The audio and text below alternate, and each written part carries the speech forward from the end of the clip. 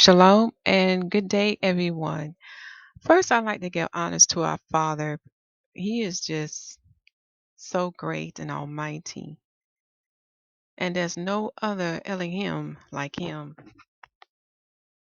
And I know some of us can relate, and the reason I say some, not many are believing in him, but those who believe and trust in him, there are things that he shows us in our life. He shows us his grace, his mercy, and his love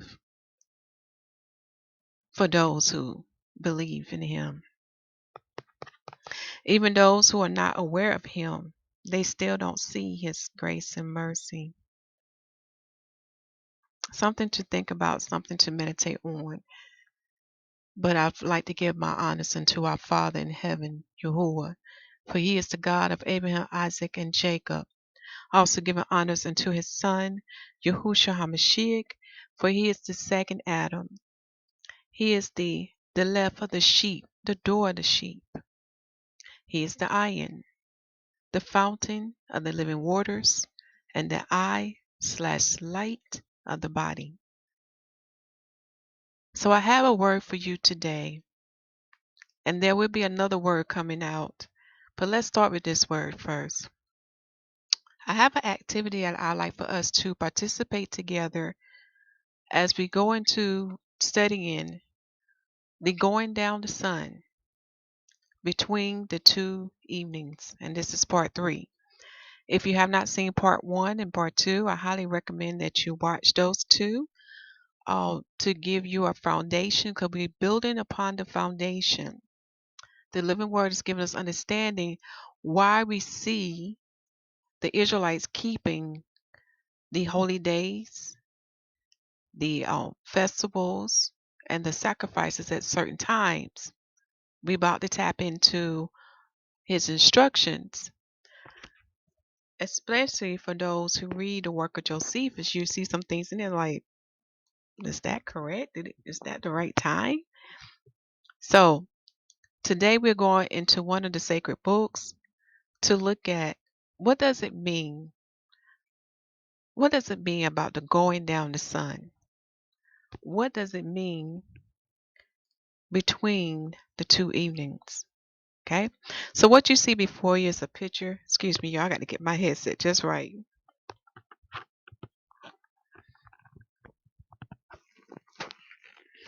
I do apologize. Seems like I can't get it just right today to get it so it's comfortable for me.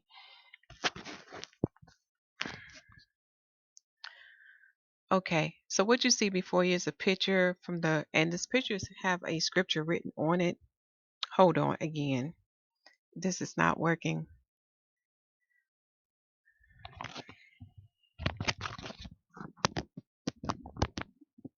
Okay, now this is better.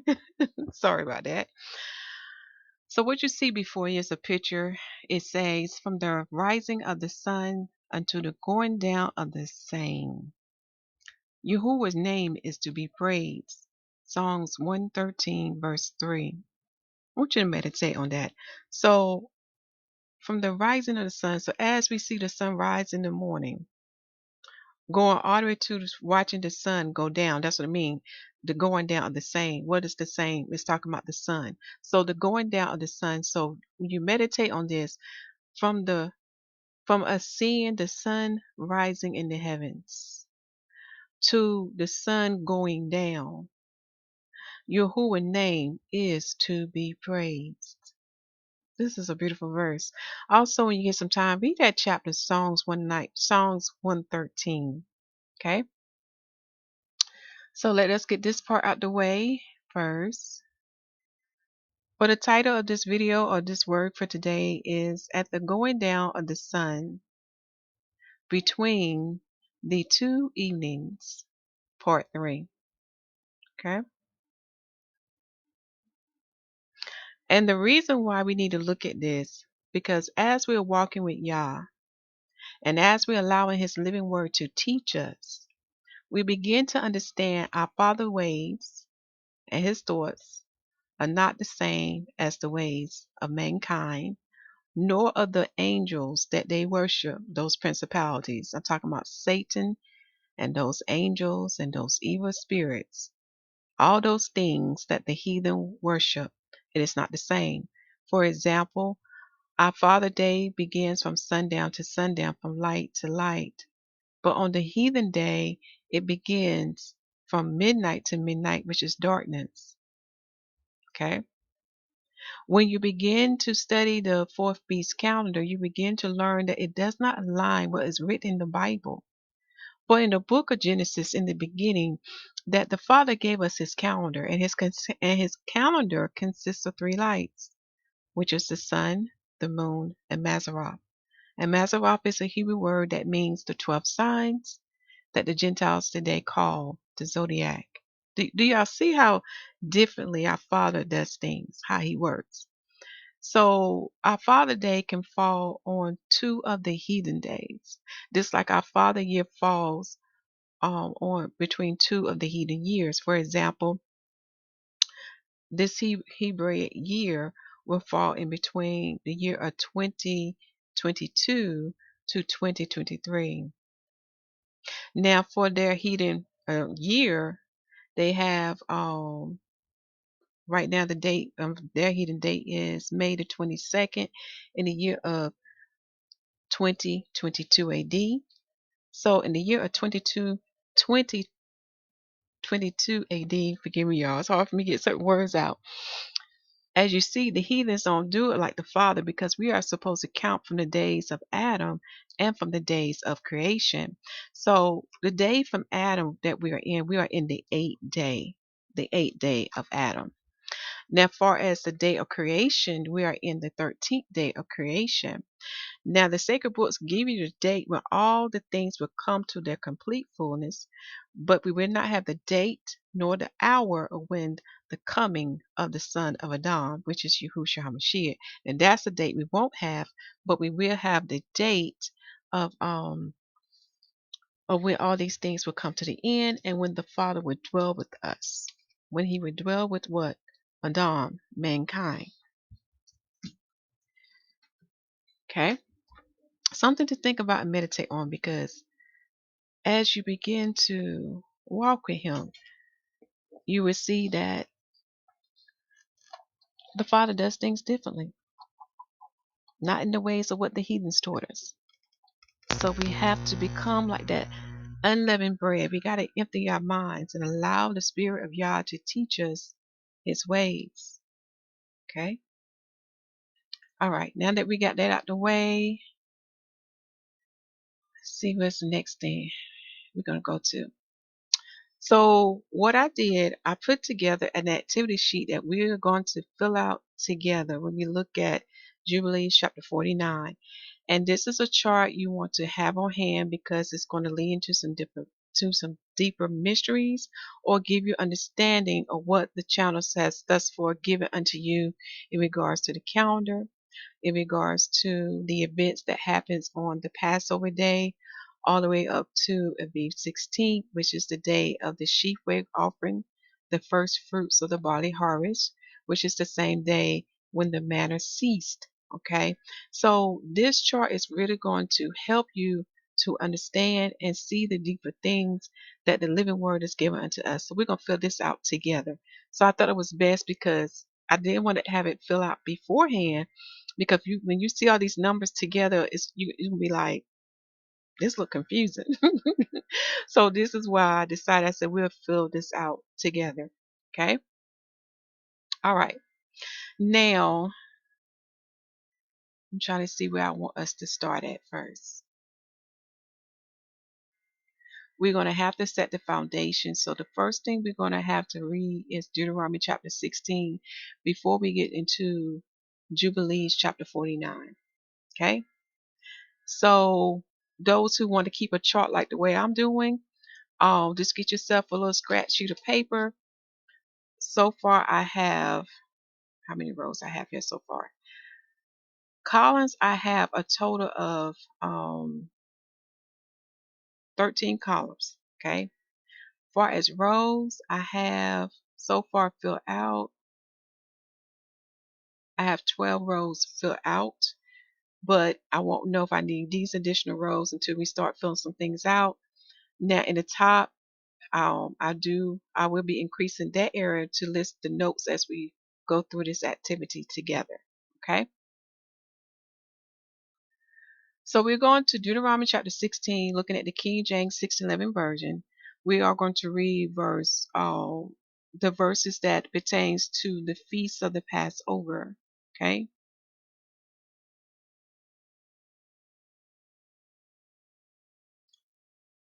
The chapter summary. The feast of the Passover, of weeks, of tabernacles, every male must offer as he is able, as these three feasts of judges and justice, groves, and the images are forbidden. Okay?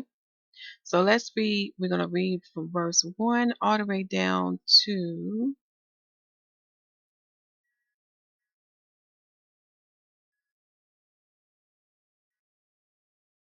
verse 7. Verse 7. Okay? Right now, we're just going to look at the Passover. Now, this is on the part where we're going to follow the prophet instruction, the prophet Isaiah, when he said we must read line upon line, because as we're reading these sacred books, we're going to see that the heathens have done some tampering or some mistranslations, but through the same books, what the Father is revealing to me, that his truth can still be revealed, the truth will still prevail in this matter, because if you follow the prophet instruction of reading in line upon line and precept upon precept, it would give you the truth, the fact, and at the same time, it is the evidence we can use against the heathens, for they do not follow our Father's ways. Okay, so let us start with verse 1. Observe the month of Aviv and keep the Passover unto Yahuwah Da Elohim. For in the month of Aviv, Yahuwah thou Elohim brought thee forth out of Egypt by night. Now, some key words here, because I know there's been a lot of doctrines going out here confusing people. And what I'm telling y'all, you need to have a you need to have a solid foundation. You really need to know Torah inside out, along with the gospel. And like I had shared with my family, sometimes you got to write things out to see the bigger picture. Okay, all right? Because I know there's a lot of craziness that's been going out right now. So in this first verse, it's dictating us that when we keep the Passover, it falls in the month of Aviv. Very important. And it's telling us why. For this is the month that Yahuwah, our Elohim, brought us out of Egypt.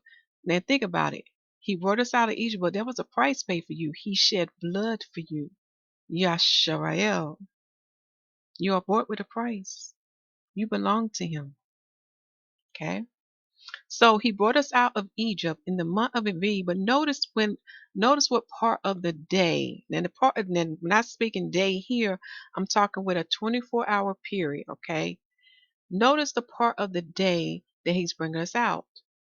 We came out of Egypt at night. This is very important as we begin to look at the events that took place. Okay. In this month of Aviv. Very important. So you want to highlight that verse, underline that. So it's let us know we came out at night out of Egypt. That's when the fathers brought us out. So we left Egypt around the night time. Okay, very important. Verse 2.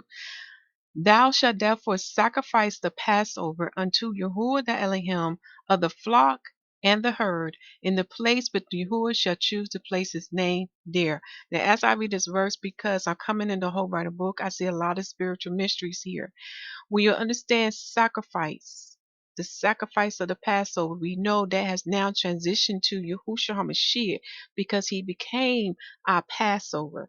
For we needed blood to atone us, to redeem us from our sins, so we can be returned back to the Father. This is why it's so important to study Torah, read Leviticus chapter 16 and chapter 17 to really understand why there must be the shedding of the blood. Blood has to be shed for you to be what? To be atoned, to be cleansed, in order for our Father to receive you. Okay?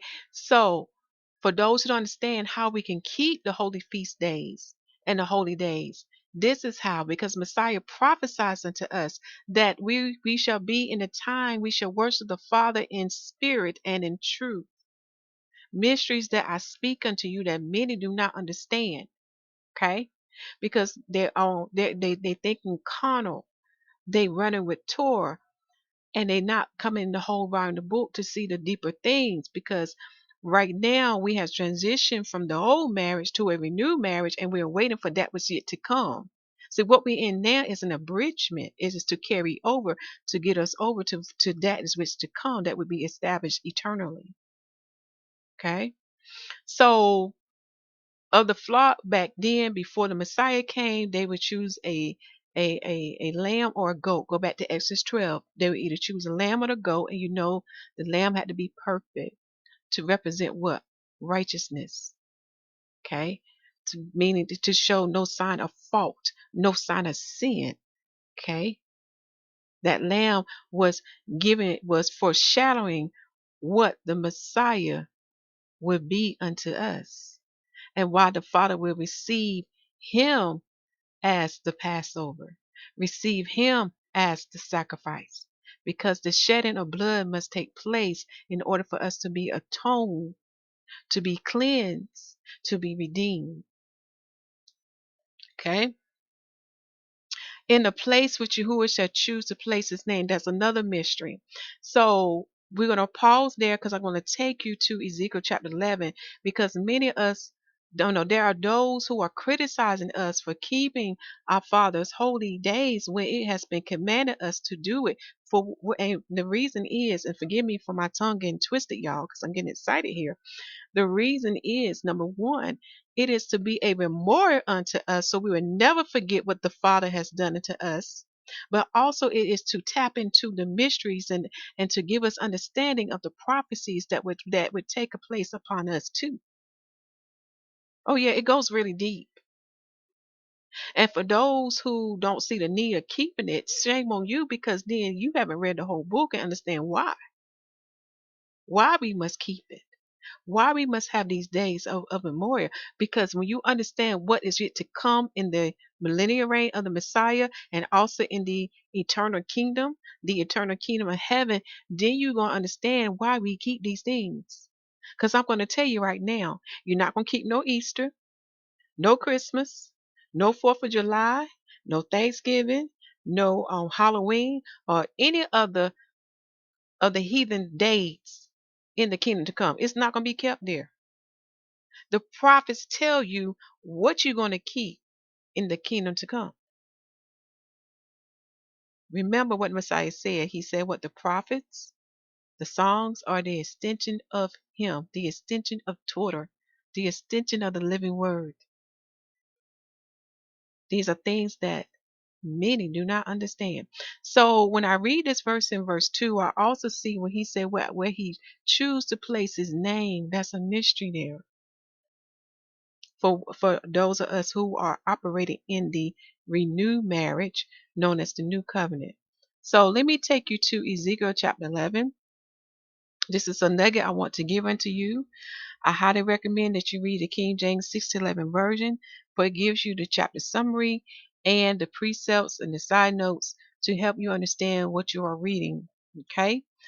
And I also want to mention this. If you can get an old print of the 1611, that's even better, because I have found out there have been things been yeah, there have been things that have been removed. But the older the copy, the better. Then you can see what the heathens have done. However, whatever copy you have now of the 1611, it will still reveal the truth unto you. Allow the Spirit of Yah to teach you and show you these things. Okay? All things come by the Spirit. We have to understand that all things come by the Spirit. You can't get it through the schools. You can't get it through your teachers, through the pastors, through the books. It starts first with the Spirit. Okay? All right, let me see. I want to read. I'm going to start at verse 15. Let's start verse 15, okay? Son of man, thy brethren, even thy brethren, the men of thy kindred, and all the house of Yasharal, holy are they, unto whom the inhabitants of Jerusalem has said, Get ye far from Yahuwah, unto us is this land given in possession. Therefore thus saith Yahuwah Elohim, although I have cast them far off among the heathen, and although I have scattered them among the countries, yet will I be to them as a little sanctuary in the countries where they shall come. Do y'all hear that? Do you hear that, Yahshua? And do you hear that to those who come against us for keeping our Father holy days and holy feast days in the land of our captivity? For even in the sacred books, you will see that our ancestors did the same thing too in the lands of their captivity. It's in the book. Okay. But now we see why we are able to do this, because it's go deeper. Who is the tabernacle, the temple of Yahuwah now? What did the Messiah say unto you? He said, in 3 days I will tear down this temple, and he will rebuild it in 3 days. Let me make sure I quote that right. Let me make sure I quote that right.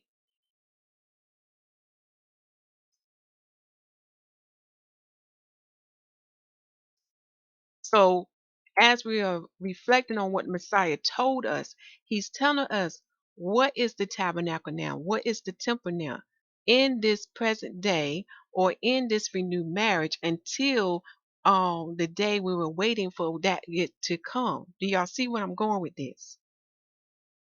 Remember, we have the past, we have the present, and then we have the future. So right now we're in the present, awaiting upon for the future to come. So right now, when we're looking at what Messiah is saying unto us, what is the present day temple or tabernacle or the house of God, the house of Yah now? What is that, y'all? And the new covenant talks about it and gives you the answer. Okay. I'm just trying to get to where our Messiah speaks.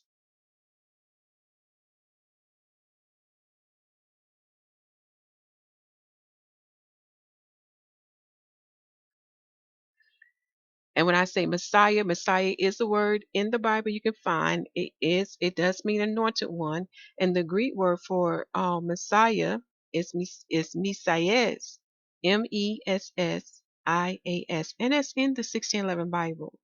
Okay, so I'm showing you in the Hebrew we would say Mashiach. So in the Hebrew Mashiach, in the Greek Messias, Messias, and in the English tongue they say Messiah. All these things I'm saying to you can be found in the 1611 Bible, and also looking at the Hebrew language. Almost getting there, y'all. Hoping I can find it real quick. I know it's in John in the top of my head.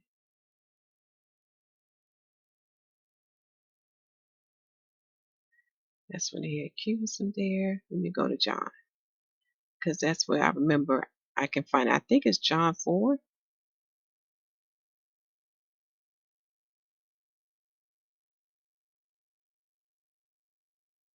Oh, John 2, John 2. Yahushua answered and said unto them, Destroy this temple, and in 3 days I will raise it up. So on the Viv 16th, which is the sheepway offering day, the first fruits of the barley harvest, that's when you have the bride of the Messiah established, or that's when you have the house of Yah established. For we are now what? The vessels that what contain his spirit. So where his spirit is that's where his name is. Another mystery, right? Another mystery. Okay. Do y'all see what the living word is doing? How it's connecting all the dots. I just see a circle, and in the middle of the circle, I see Yahuwah, and how everything is connected to him. Everything's leading back to him, to our Father in heaven. Hallelujah. That's just a little nugget I want to give unto y'all. But let us proceed back to reading Deuteronomy 16. Okay. Verse 3. Let's see here. Thou shalt eat no leavened bread with it. 7 days shalt thou eat unleavened bread with it, me therewith. even the bread of affliction, for thou camest forth out of the land of Egypt in haste, that thou mayest remember the day when thou camest forth out of the land of Egypt, all the days of thy life. So when we remember we came out of Egypt, we left Egypt in the nighttime. Okay. Verse 4. And there shall be no leavened bread seen with thee in all thy coasts 7 days, neither shall there anything of the flesh which thou sacrificest the first day at even remaineth all night until the morning. Now, this is another verse you want to underline. Okay? You want to underline. Okay? Notice what it say here. Neither shall there anything of the flesh which thou sacrificest the first day at even. We're going to begin to learn what evening means, what it is. Okay? And that flesh that you sacrifice shall be with you, or you shall be eating it all night until the morning. Then the morning is when what? The light. You see the glory of heaven, the light. And then after that, you see the sun to start to rise. That is morning. Okay? Let us keep going. Verse 5. Thou mayest not sacrifice the Passover within any of the gates which Yahuwah thy Elohim giveth thee, but at the place which Yahuwah thy Elohim shall choose to place his name in, there thou shalt sacrifice the Passover at even. And it's going to expound what evening is. At the going down of the sun, at the season that thou camest forth out of Egypt. So we have now here, we have a time when the Passover is to be sacrificed. The Passover is to be sacrificed as what? At even. And even means what? At the going down of the sun. The Father's giving a very specific time of the day to do this. And you're going to see why. He's giving you specific instructions. Okay? As we begin to understand the definition of evening. But you're going to see why in this particular verse, why he's giving you specific instructions of to sacrifice the Passover at the going down the sun. And the reason why it was to remind us when we came forth out of Egypt. Or this was during the season that when we came forth out of Egypt. Okay? So looking in the spiritual part, we don't have to do a sacrifice of the Passover now because the Messiah is our Passover. He became our sacrifice. Do you see how we are fulfilling Torah now in spirit and in truth? So the Messiah left us specific instructions that we must do to keep the Passover or to remember him. And that is the breaking of the bread or the drinking of the wine. And another thing he added unto us, we was to what? To wash one another's feet. Yeah. hmm Do you see now? That's what's taking place right now in the renewed marriage, in the renewed covenant, until that was yet to come. And the prophets tell you of that is what's yet to come. That is something that the fourth beast church, which is the Romans church, and you can tell those who have the Roman church doctrines, because they're not going to teach you these things, uh, are not going to tell you about the prophets. They're not going to tell you about reading the prophets' writings. Okay? They want you to remain lost. They want you to remain in darkness. So many don't even have a clue of what they're going to keep in the kingdom to come. Okay? So this is very important. This is another verse. So now that we set the foundation, now we're going to go to the book of Jubilees. Okay? The book of Jubilees. Because you're going to see where what I'm saying about there could have been a mistranslation. Because even when you read this same chapter, it's going to confirm unto you what is correct. So let us begin. I'm in the book of Jubilees, chapter 49. We're going to read from the top. It said, remember the commandment which Yahuwah commanded thee concerning the Passover, that thou shouldest celebrate it in its season on the 14th of the first month, that thou shouldest kill it before it is evening. Do y'all hear this? We're seeing the same instructions that we read from Deuteronomy 16. And that thou shalt eat it by night on the evening of the 15th from the time of the setting of the sun. So this is the part that I'm talking about right here. I know this is a mistranslation right here. You're gonna see why. Because even the same book is gonna take you back to the 14th. Okay? But however these heathens translate it, they put 15. Okay? So let me read this part to you again. That they should eat it by night on the evening of the 15th from the time of the setting of the sun. So we are to what? Sacrifice the Passover at what? At evening, which is what? At the time of the setting of the sun. Another way to say this, at the time when the sun is going down. But notice this, they put the word 15. It's not going to make sense because as you align the biblical events up, starting from Exodus 11 and 12 and 13, when you line the biblical events up, what is another biblical event that take place after they had sacrificed the Passover, after they had eaten the Passover? Remember, everything had to be done before morning because if anything was left in morning, it had to be what? Burned. The remains had to be burned. So, what was another event that took place after that? Did not the children of Israel spoil the Egyptians? Did not the Egyptian give them wealth and things to take to worship the Most High Yah? That's what I'm saying. What the prophet Isaiah is saying to us, we have to read line upon line upon line upon line. And did not we just read in Deuteronomy 16 that we left Egypt at night? So we couldn't keep the Passover and leave Egypt at the same time. Because one of the instructions was we were to remain in our dwellings and our doorposts had to be marked with the blood of the Passover, the blood of the sacrifice. So you could not do the two on the same day. So when they left Egypt at night on Aviv 15th. Now we begin to see why he gave unto them the fire by night and the cloud by day. Okay, let me keep on reading. For on this night, the beginning of the festival and the beginning of the joy, ye were eating the Passover in Egypt. Do you see? They would have to eat the Passover in Egypt during the nighttime. When all the powers of Messimah have been let loose to slay all the firstborn in the land of Egypt, from the firstborn of Pharaoh to the firstborn of the captive maidservant in the mill and to the cattle. Okay, so we're going to skip a couple lines, but this is a good chapter to go back and read. I'm telling y'all some good things in the book of Jubilees to look at. Okay,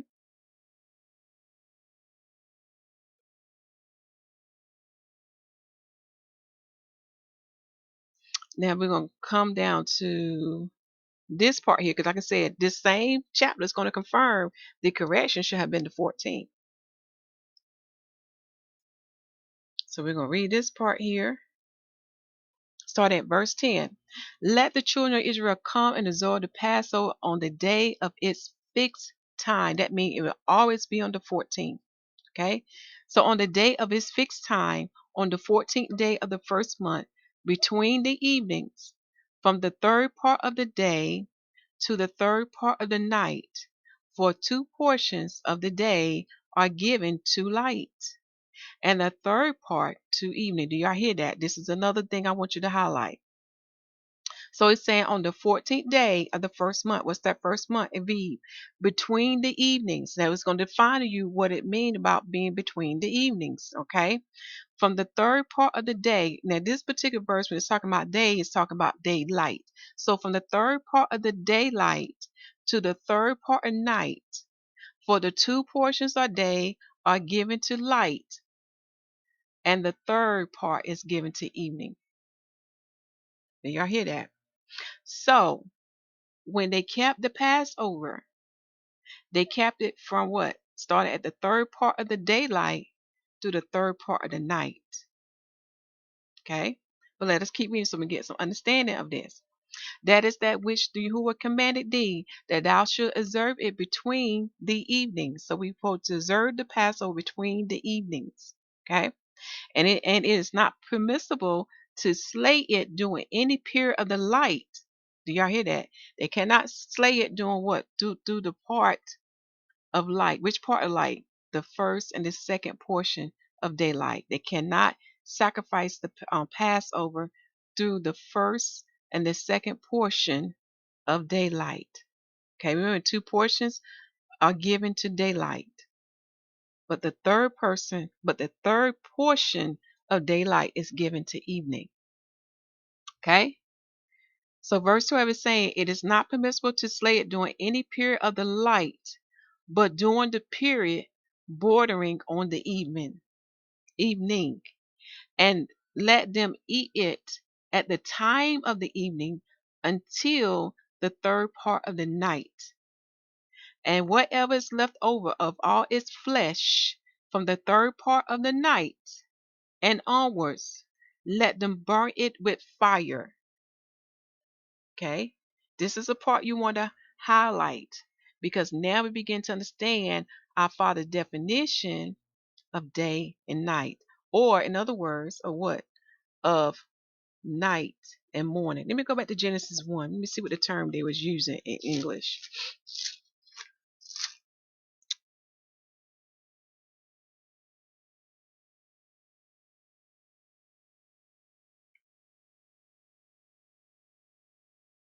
Evening and morning. Evening and morning. That's the term he was using. So that was what? Evening is night and morning is what? Daylight. But now we're seeing how the Father's giving us his definition. What is evening? Okay. Or when does it begin? And what is daylight, or when do daylight begin? So we're going to break this down, because this is a word problem. This is dealing with some math here. Okay. So this is the purpose of the worksheet. We're going to break it down so we make it easier for us. Okay. All right, and let me see if I need to read anything else on this part. So I'm going to skip down, and there's one more part I want to read before we go to the chart that we worked on together.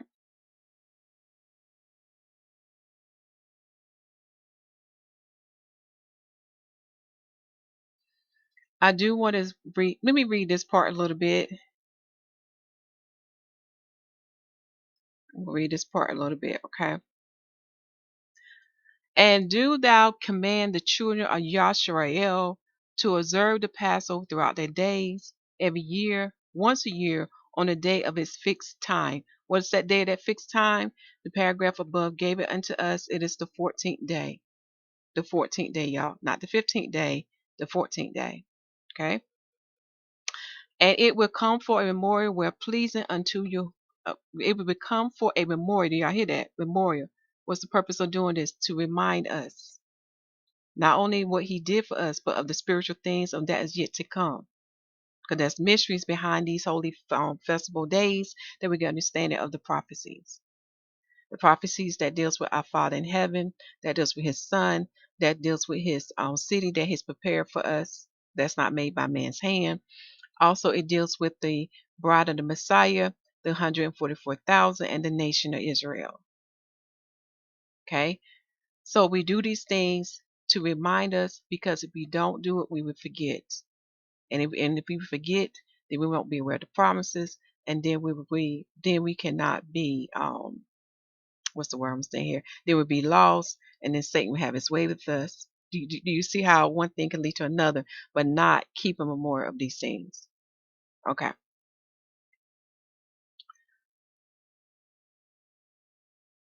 So we'll come for a memorial where pleasing before Yahuwah, and no plague will come upon them to slay or to smite in that year in which they celebrate the Passover in its season. So we know Passover is done in spring, in every respect among according to his command. Okay.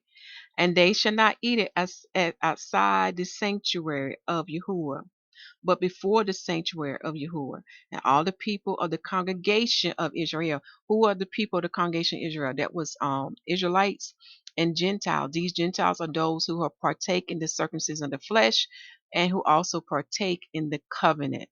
Go back and read Exodus 12, Deuteronomy 29, and there's many evidence of that, of those who became Jews or Yahad or Jewish. Okay, Many books on it. Josephus is one, King James 6:11 is another that would give you evidence of the Gentiles who did convert to being or becoming a Jew. Okay, the YAHUAH. All right. Now notice here that they are not to eat it outside the sanctuary. So when we look at the old, when we look at Torah, there was an actual physical sanctuary that the people of the congregation of Israel kept the Passover at, right? So when we get to the New Testament and we see what has changed now and we begin to understand what the Messiah is saying to us, how we should worship in spirit and truth, what did Yahuwah say unto Yashrael? He said, even though he has what? Cast us far among the heathens and has scattered us among the countries. He said, yet will I be to Yashrael as a little sanctuary in the countries where they shall come. So we are the house. We are the temple. We are the tabernacle. And the sanctuary is within us. Why? For the spirit of Yah is within us. The power. Another chapter I want you to read is Romans chapter 8 and Galatians 4. Mysteries that I speak unto you. And when you receive his salvation and his righteousness, Romans chapter 10 and Psalms 98, then you begin to understand why he would be a little sanctuary unto us in the countries where we are scattered. Okay.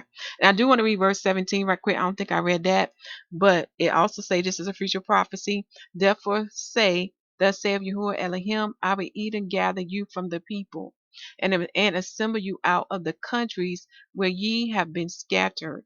And I will give you the land of Israel. So the Father is going to gather his people. He's coming for his people. We can see signs and evidence of that right now.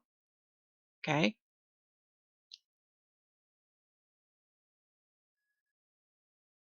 And another proof that this is a future prophecy, right now in the land of Israel, we see a lot of abominations taking place over there. So this verse is even say that when he bring the children of Israel back home, it says here, they shall come thither and they shall take away all the detestable things thereof and all the abomination thereof from thence. Do y'all see this? And then it goes on to say that he would give them one heart and he would put a new spirit within them. And he would take the stony heart out of their flesh and would give them a heart of flesh, that they may walk in his statutes and keep his ordinances and do them. And they shall be his people and he will be their God. So this is how you know this is a future prophecies, because we can see the many abominations that's taking place in the land of Israel. Another sign on who are the people. Okay? Because the words say here, when he bring them back into the land, there will be no abominations found there. There will be no detestable things found there. But we can see those things right now. That's another sign. That's another nugget. That was Ezekiel 11, y'all. All right. So let us go back to Jubilee. There's one more thing in here I want to read.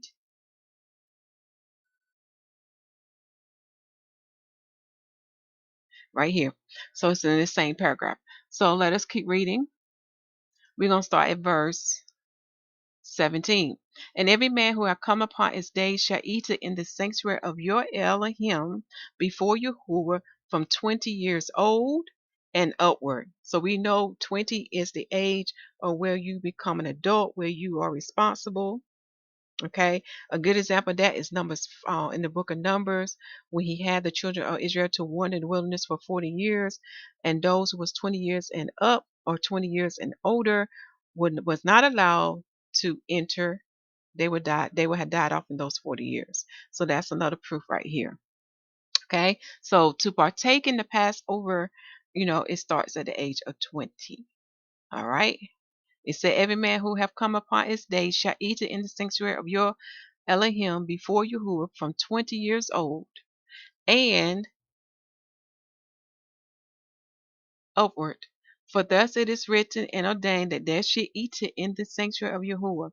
And when the children of Israel come into the land which they are to possess, into the land of Canaan, and set up the tabernacle of Yahuwah in the midst of the land in one of their tribes until the sanctuary of Yahuwah have been built in the land. Let them come and celebrate the Passover in the midst of the tabernacle of Yahuwah, and let them slay it before Yahuwah from year to year.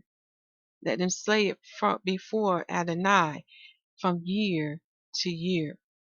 And in the days when the house had been built in the name of Yahuwah, in the land of their inheritance, they shall go there and slay the Passover in the evening, y'all. When they're going to slay the Passover? In the evening. At what time? At sunset, at the third part of the day. This is very important. They're going to what? Slay the Passover in the evening. So we know that's the timing of the phase of the day. It's in the evening now, right? At what time? At the sunset, at the going down the sun. And in what part of the day? At the third part of the daylight. Do y'all see this? Because now you begin to understand why you see in the side note of Hebrews chapter 12 that it said what between the two evenings. We see how all this connected. So this is what we're going to highlight, and we're going to pause there. But this is a good chapter to go back and read and study and meditate on. So now that we know that part, here we were going to start filling out this chart to help us see things better. Okay.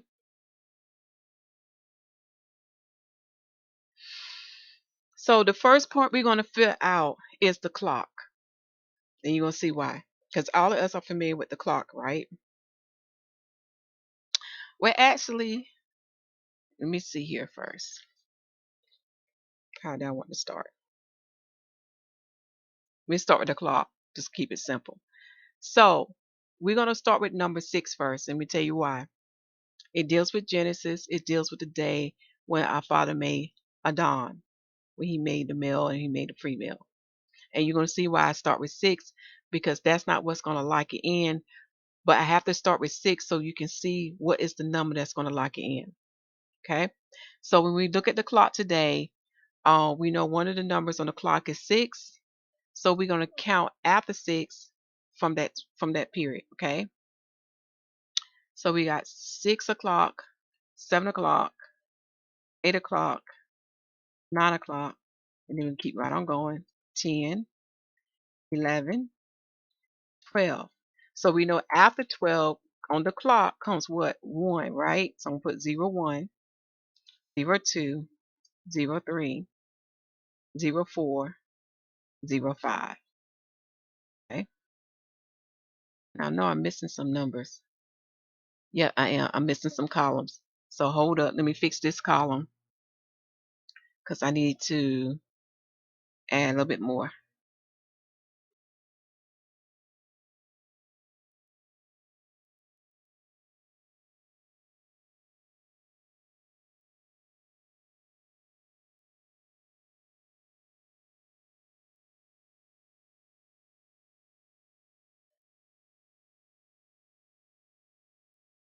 So let's see how much I need to add.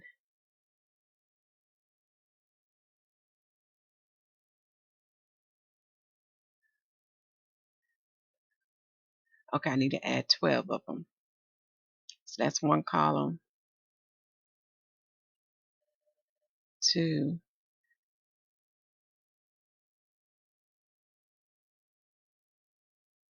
okay, that's 3.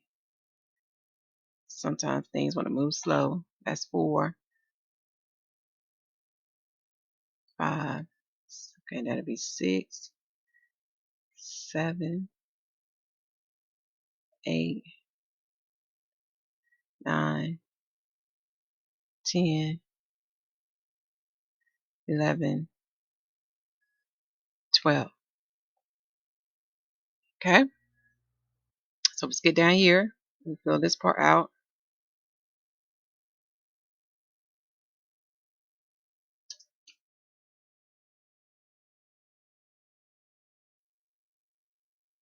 Okay, and to make this simple, I think I probably won't put the 0 in here. I want the number to be plain.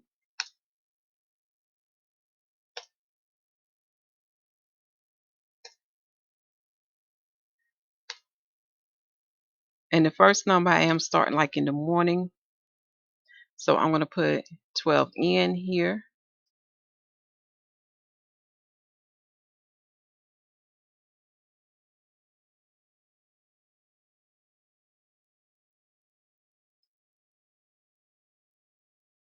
Okay. So you know that'd be 12 noon, 7, 8, 9, 10, 11, 12. Then for 12, we're going to put 12 midnight. So that's going to be M, capital N. I'm going to expand our column some to include that.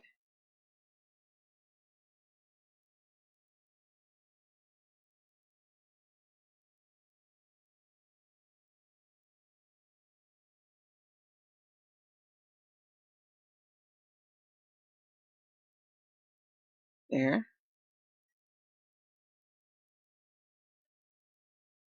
All right. Then after 12 midnight, it'll be 1, 2, 3, 4, 5. Okay, you're going to see why this is all important. Now, the reason why I start my clock with number 6, again, is dealing with Adam. Okay. But the two things that's going to lock it in, what did Messiah say unto us? The Messiah said in, let me see where I put that, right here. He says, are there not 12 hours in the day? If any man walk in the day, he's talking about daylight, he stumbleth not, because he seeth the light of this world. So for the Messiah is speaking something spiritual here, but he's giving you a carnal example to understand. Just like we had went over in YAHUAH's calendar about the 3 lights. And what the family of YAHUAH began to learn, that those lights was giving us a physical representation, or being like more symbolic to help us understand heavenly things. For example, we learned that there is a glory that is manifested in the heavens to give us understanding what is the glory of Yah. Okay, what is the beauty of holiness? Mm-hmm. Mm-hmm. Deep things I'm speaking unto you. So in this verse, when it says that the reason why this man don't stumble, if that means he don't bump anything, he don't trip anything, he can walk because he can see, okay, is because of the light of this world. That light of this world is giving you a representation, or representing Yahusha HaMashiach, because he is the I am. When you look up the Hebrew word, when you look at the Hebrew letter I am, one of the things it means eye and fountain. So in this particular verse here, it's going to talk about the eye. That Yahusha HaMashiach is the eye of the body. Now don't be like the heathens, because they caught up with this third eye doctrines. But Yahusha HaMashiach is your eye. Okay? He is the eye of the body, which means he is the light of the body. He is the lamp unto our feet. He is the one that should lead and guide and teach you in all things. He is the one that should guide you in this world of darkness. See, in this verse, the Messiah is talking about something deep, and you have to go back to the book of John, chapter 1, even Luke, chapter 1, to understand what was the purpose of the Messiah coming unto us. Because it goes really deep, and it goes back to the beginning. And the verse that's coming to my mind is Genesis chapter 6, verse 3. For our Father said, because we have changed, our body has changed into flesh. When our foreparents fell, when they partake of eating of the tree of good and evil, or have a knowledge of good and evil. So when they ate that, it changed their bodies from glory, or from a divine, to flesh. All right. And because we are flesh, we have this inner war within us between good and evil. And a lot of times the evil over comes the good within us. And when that good is overcome within us, the spirit of Yah cannot remain with us, because it has to be in a house, or a vessel, or a temple that is not defiled, that is clean, that is pure, that is holy. So this is what the Messiah is restoring back unto us, Israelites and Gentiles, who are called Adon. Okay, so the Messiah tells us there are 12 hours in a day. So we have 12 hours in daylight and we have 12 hours at night. Again, to understand if these things are true, you're gonna have to watch the heavens. The heavens manifest these proofs unto you. Okay, so there's 12 hours of daylight and there's 12 hours of night, and we will see that taking place on the day of the equinox. On the day of the equinox, you have the spring equinox and the fall equinox. Okay, that is the day when the clock reset itself, right? So knowing this, and this is something that we're going to lock in place. This is how. This is very important to know this. You have to know what number represent noon and what number represent midnight. And that number on the clock that represent noon is 12. Okay? So we have noon,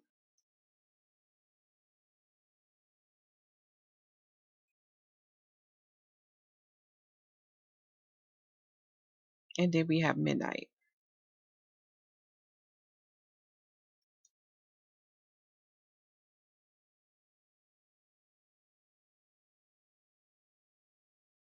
Very important to know.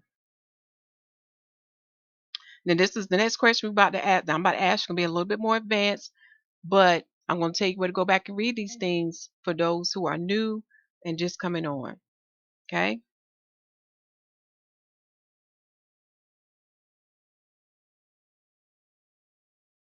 So it's very important to know what number represent noon and what number represent 12 on the clock. And we know that number is 12.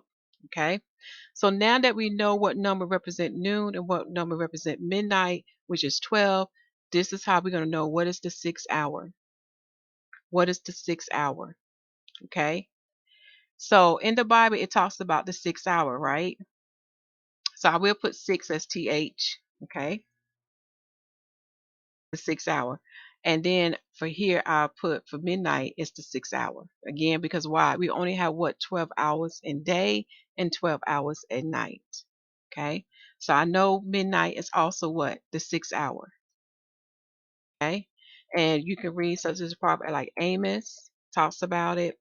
Also, when you read the gospel, but I do know in Amos the prophet when he talk about the noonday, the noonday. So let me go here in my word search and type in noon so you can see what I'm talking about. This is why it's so important for us to read all of the book because the parts are not listed in one area, y'all. The parts are spread out and it's spread out for a reason because the Father knew what the heathens would do. And the work of Josephus is written in the same manner. So right here it says here, he said, and it shall come to pass in that day, saith Yahuwah Elohim, that I will cause the sun to go down at noon, and I will darken the earth in the clear day. And that's talking about with the Messiah, what he's going to do on that day when he was crucified. So this is how I know that noon, which is 12 o'clock, is the 6th hour. Because we know that the darkness came upon the earth starting in the 6th hour and it ended sometime within the 9th hour. Okay, very important to know. So this is how I know how to fill out this chart. So now that I have that basic information, which is very important for us to have, now I can fill out this chart. So counting backwards from the 6th hour, which is noon, what is the number that comes before 6? 5, right? Then before 5 is the 4th hour. Before 4 is 3. And then we're going to continue this as etc. Okay?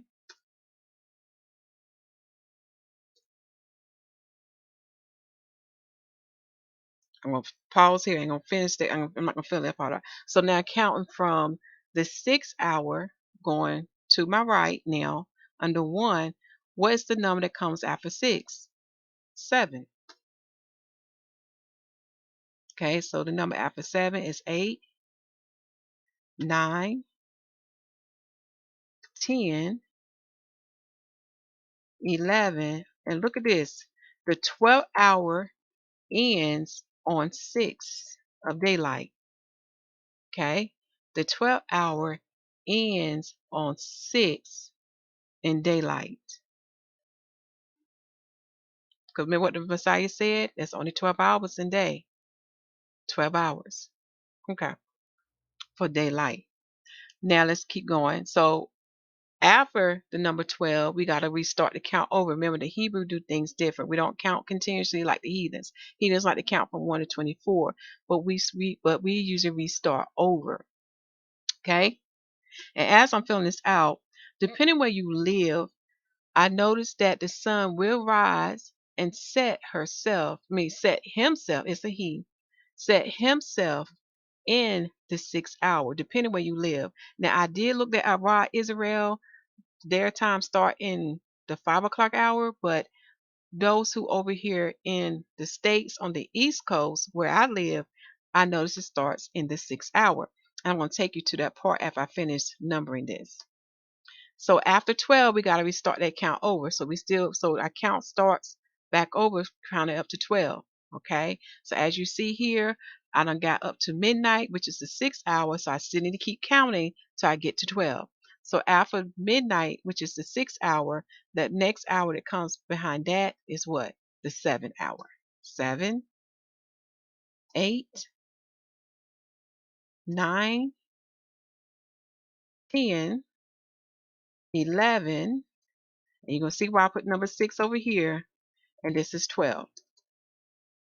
Okay. So we got 12 hours of daylight here and about 12 hours of night here. So what I will do to help us to see that a little bit better, I'm going to add a row. Okay, I'm going to add a row. Where do I want to add this row at?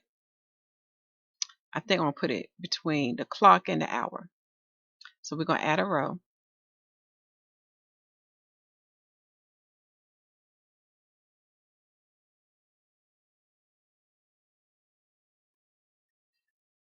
Okay, so we're going to color in some blocks to help us see this better. So from 7 o'clock to 6 o'clock, right here, we're going to have that as daylight. So we're going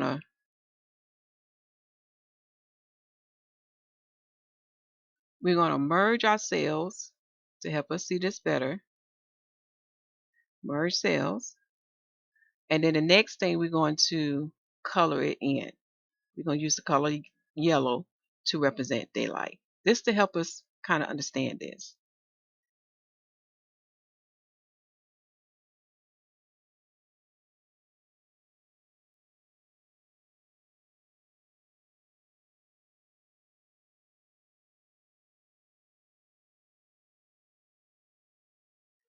And then we're going to type the word here, daylight, to give us understanding.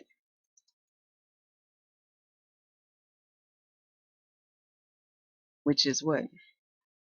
Day. And we're going to do the same over here, but this is going to be the opposite. Let me close this out for a second. So over here would be evening, which is what? Night. Okay. So we're going to merge our cells.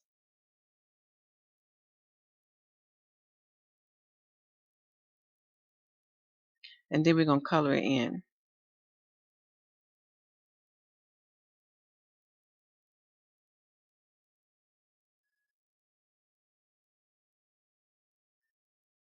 And then we're going to, I'm probably going to use the same color for my letters so you can see it better over here. So this would be evening, which is what? Night. Okay. And then over here, where you see this 6 over here, I will color that in as the same too.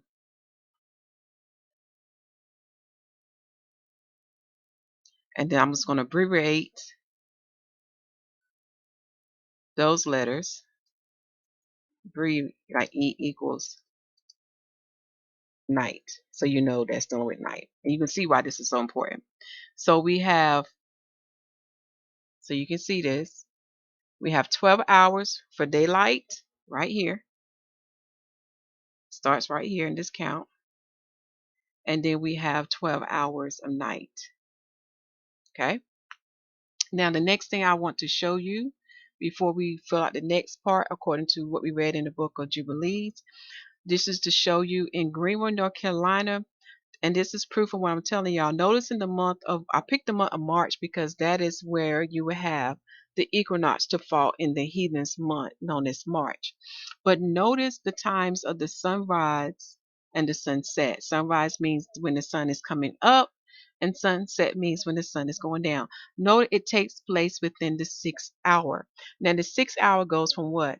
From 6 o'clock to 6:59, which is 60 minutes. We can see the theme of six throughout this whole thing. That's why you see me beginning the chart with the number six, and you'll see why as we proceed. Because when you wake up in the morning, you will see light first, okay, that the Gentiles today call dawn, and then you will see the rising of the sun to come after that. All right. So in Greenville, North Carolina, this is in America on the eastern part of the east coast, right here, you will see the sun rising in the 6 hour and setting in the 6 hour. Now, this is another thing I want you to take note because the heathens keep daylight savings time, which has nothing to do with our Father's time. You have to keep reminding yourself what is the accurate time.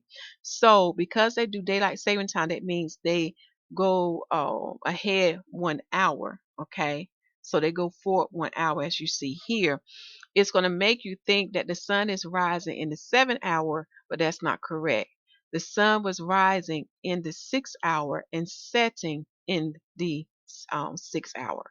So when we get to the equinox day, actually the correct time when the sun was rising was around 6:13 a.m. Eastern Standard Time, and it was setting around 6:21 p.m. Eastern Standard Time. So these are things you need to keep in mind for those who keep a record of the Most High calendar and his timeline. Okay? All right? So that's just something to keep in mind on that part. Now let's go back to the chart.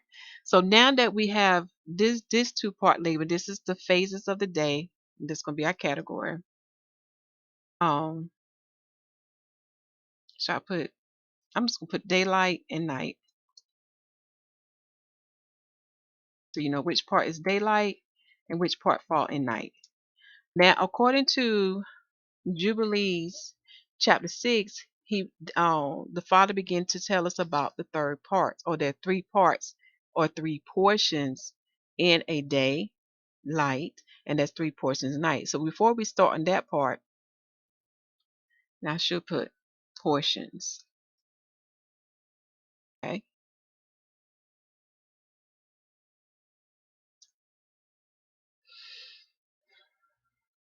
I also look at patterns, and you'll see what I'm talking about. The pattern of six, whether we are adding six or we are subtracting six, and you'll see what I'm talking about. When we are dealing with the number six, looking at hour versus the clock, notice that we are either adding six or we are taking away six. And we are doing this what? When you look at increments, I look at increments of four, you will see why. And increments of four will give you 24 hours. So that's four sets of six. So we're going to put this in a note here. So when we looking at, let me go to the note here. This part here, oh, let me merge all these cells too first. We're going to merge these cells.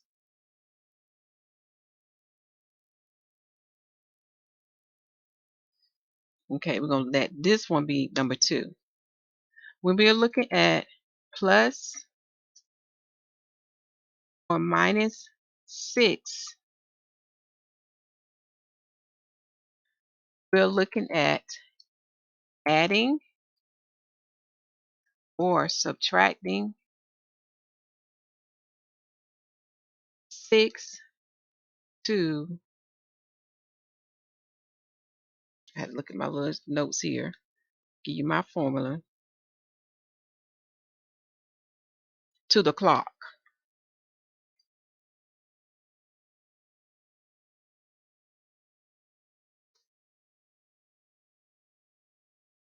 To to give us the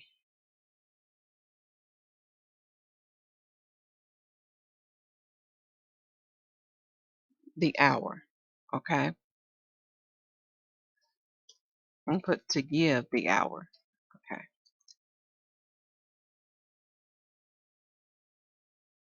Okay.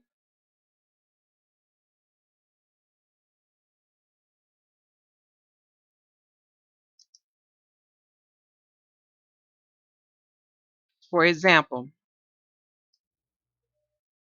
when I add 6 to 7, no, when I subtract, if I subtract 6 from 7, I get 1. And that's how I know that 7 is the first hour. Remember, we're working in the theme of 6. Okay. So by doing this throughout, which I'm going to merge, we have to subtract 6 from these numbers from the clock. So 6 minus 7 give us 1. 6 minus 8 give us 2.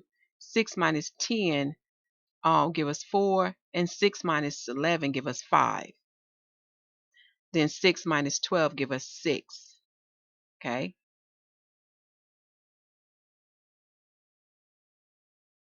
So we're going to merge that. I look at patterns. This is done with patterns now. So we're subtracting 6, a negative 6 from the clock. And that's how you get what your hour should be. We're working in the theme of 6. Now, after the 12 noon, we have to do what? We're going to have to add 6, right? So when we add 6 to 1, we get the 7 hour. 6 to 2 o'clock, we get the 8 hour. 6 to 3 o'clock, we get the 9 hour. 6 to 4 o'clock, we get the 10 hour. We add 6 to 5 o'clock, we get the 11 hour. And 6 to 6 o'clock, we get the 12 hour. So in here, we are adding 6.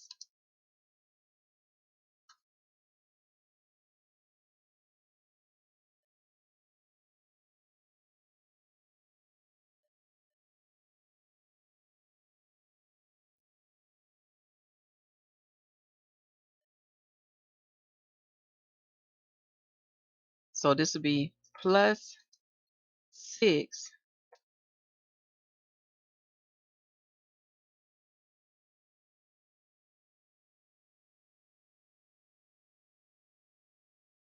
to the clock. Next one, after 6 p.m., now we're going to have to what? Subtract 6. Subtract 6. So 6 minus 7 will give us the first hour. 6 minus 8 would give us the second hour. 6 minus 9 would give us the third hour. 6 minus 10 would give us the fourth hour. And 6 minus 11 would give us the fifth hour. And 6 minus 12 midnight would give us the sixth hour. So we're going to subtract from the clock. Okay. So we're going to merge these.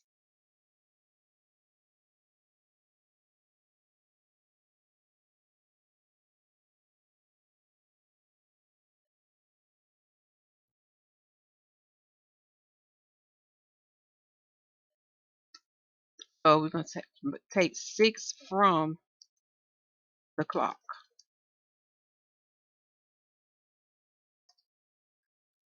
Okay. And then our last set is we're going to add 6 to the hour. Add 6 to the clock. Okay. So when we add 6 to the clock, 6 plus 1 o'clock in the morning is 7. 6 plus 2 o'clock in the morning is the 8 hour. 6 plus 3 o'clock in the morning is the 9th hour. 6 plus 4 o'clock in the morning is the 10th hour. And 6 plus 5 o'clock in the morning is the 11th hour. And then we get 6 plus 6 o'clock in the morning is the 12th hour. Okay. Very important. So we're going to merge that.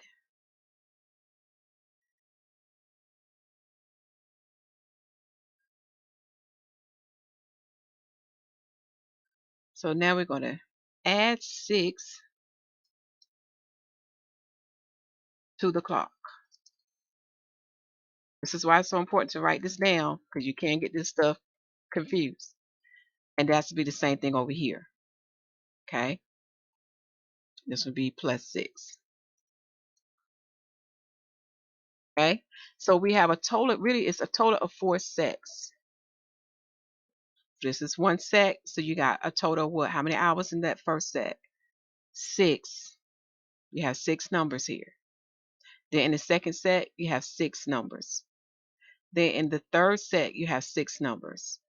And then in the fourth set, you have 6 numbers. So what is 6 times 4, y'all? If I have 6 sets of numbers, make this number 3. 6 sets of numbers times 4. I mean, you see 6 set of numbers 4 times equals what? 24 hours. With daylight with night. Okay? Very important for us to look at patterns so we can see going down the hill, up the hill, down the hill, up the hill, down the hill, up the hill. Okay? This is something that's, interesting to see. Okay? Now to the juicy part. Now we get into the book of Jubilees. In the book of Jubilees, it said that our Father gave daylight 3 parts or 3 portions. And tonight he gave 3 parts or 3 portions. Now we know daylight has 12 hours, so we'll put this in our notes. This is very important. So I need that to go back. Okay. So in our notes, we know 3 parts. Forgive my typo.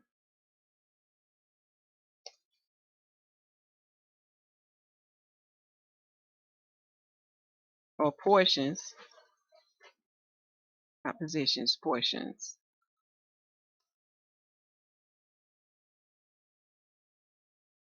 of daylight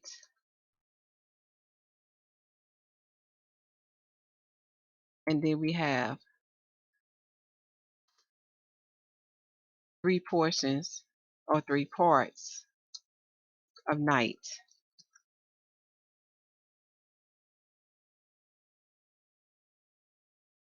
And we know these 3 portions are going to what? Yield or give a total of what? 12 hours. Same thing over here. So we know the 3 parts or 3 portions of night is going to yield or give a total of 12 hours.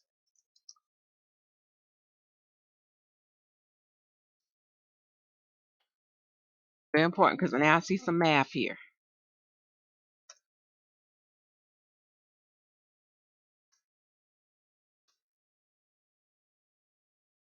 So by knowing this, here's the math. 12 hours divided by 3 parts equals 4 hours per part. So we're going to have to chart this. How do we chart this? To understand what this is saying to us. So let's start with daylight. Daylight starts with the 7 hour. The 7 hour. Okay. as being like the first hour. So when we look at portions here, we're looking at, we already know 4 numbers or 4 hours will is for, I'm sorry, 4 hours is for a part. Okay? Daylight is given what? 3 parts.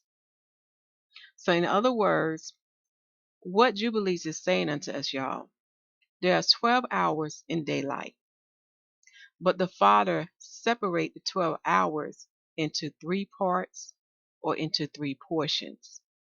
Okay? So we got to figure out what is the first portion, what is the second portion, and what's the third portion. And the only way to figure out what we make up these portions, I had to take 12 hours to be divided by 3 parts. Okay? So when I did that, I get 4 hours per part. So I have to count off 4 hours.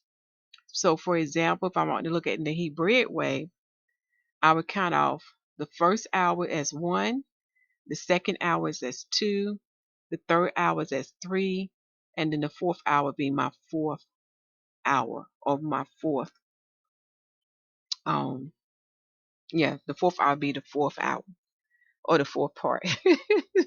I'm trying to say this, y'all, where my tongue is not getting twisted and I'm not confusing you.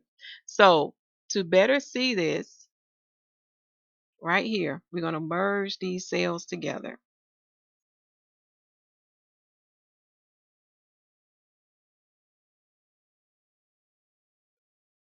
So right here, this would be 1 part or 1 portion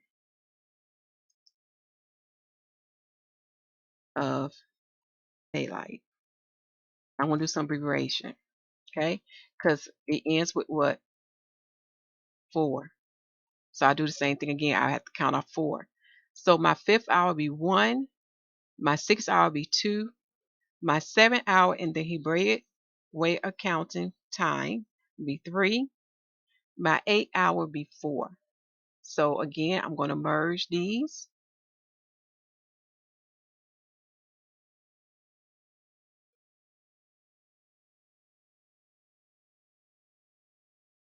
And that'll be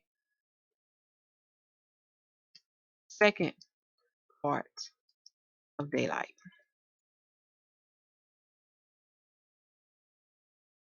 It's very important that we get this right, and you're going to see why.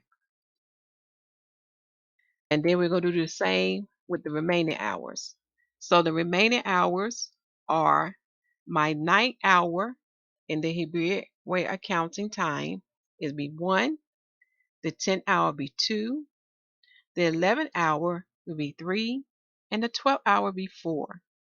So I'm going to merge these cells.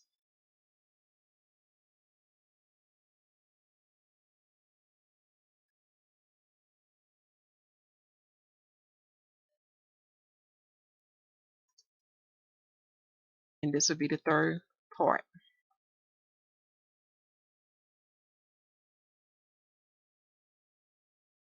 Okay. Now I'm going to boldface this. Let me go ahead and just do all of them.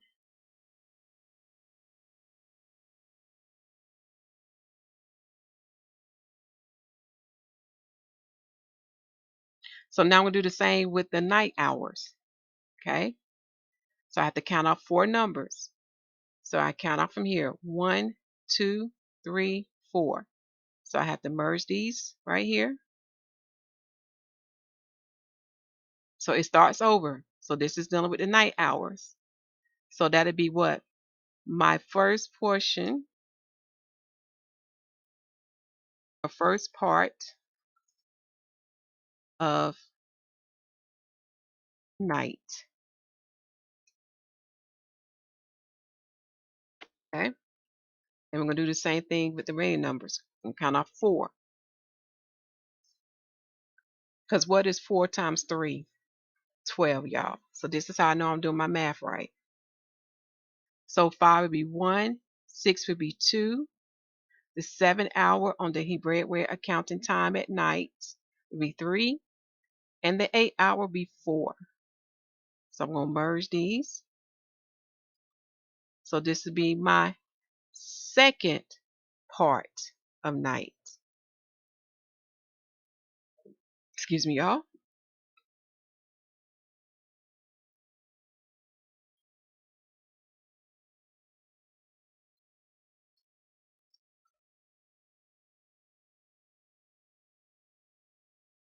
And then my last one would be, I had to start counting at the night hour.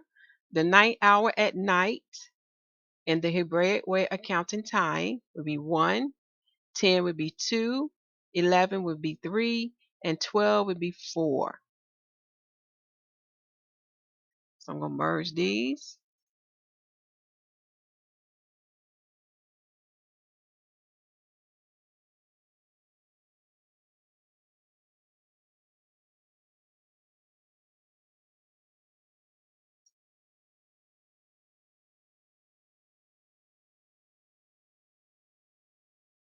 And then I'm just going to put 3 in over here.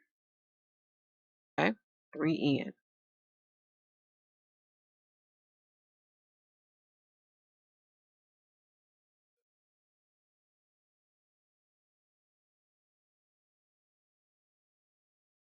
All right. Now you're going to see why this is so important for us to see it the way the Father wants us to see it. Okay. Remember, I put this in color to help you see what is daylight and what is evening. Daylight has what? 12 hours.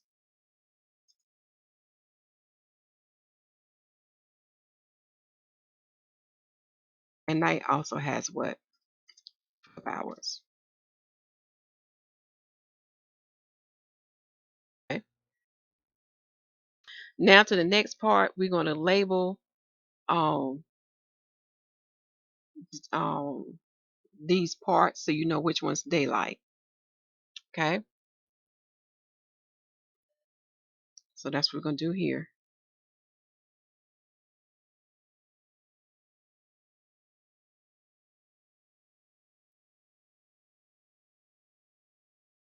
So we'll merge that cell. We're going to have this will be day part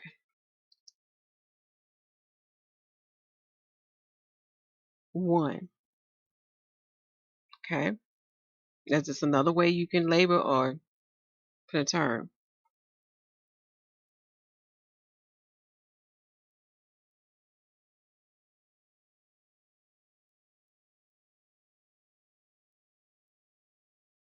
So we can merge these next ones. Day part 2. And then the last one be day part 3. Remember, it's only 3 parts, so there's only 3 portions. So what you're doing is you are dividing the 12 hours into 3 portions. So each portion is going to have a total of 4 hours. So again, if you take 4 hours times 3, that means you can repeat those 4 hours 3 times. You would get a total of 12 hours when you add all that together. Okay?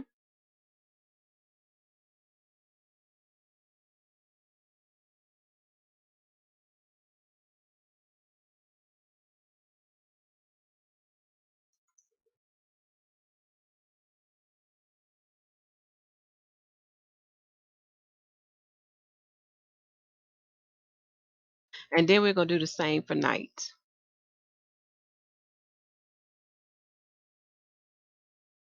So when we get to the nighttime, it starts at the 7.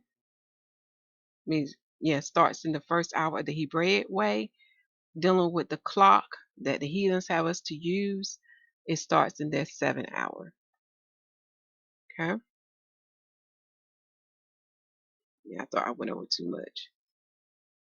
Something look a little bit different here. Okay.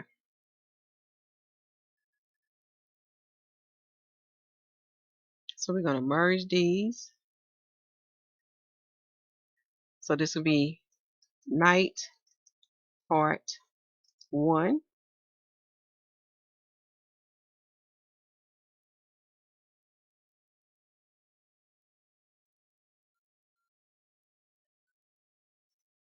This will be night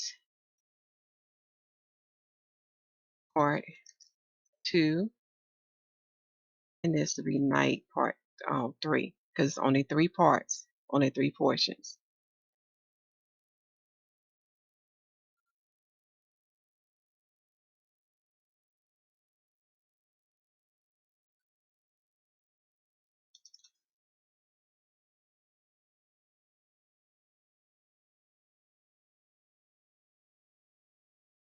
And over here, I'm going to put N, capital N, P, 3. Okay? So you'll know that this night part 3 is belong over here. Okay? So again, let me boldface these. And I think I'm going to put it in a different color. So what I probably do is put the day in red and leave the night in black.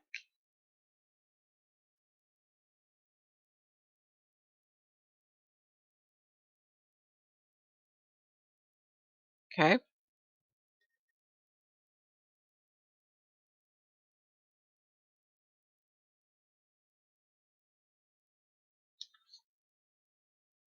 I'm trying to see if I want to add this part to it.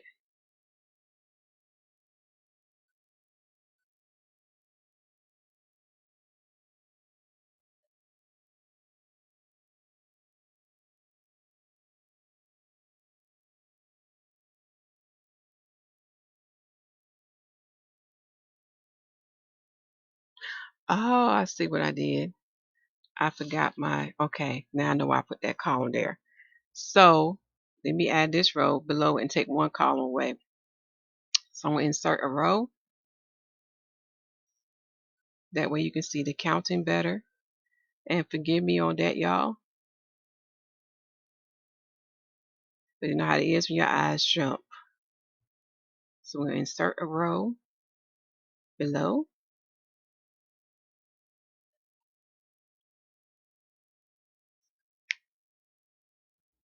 We're going to take away this row. We don't need this row.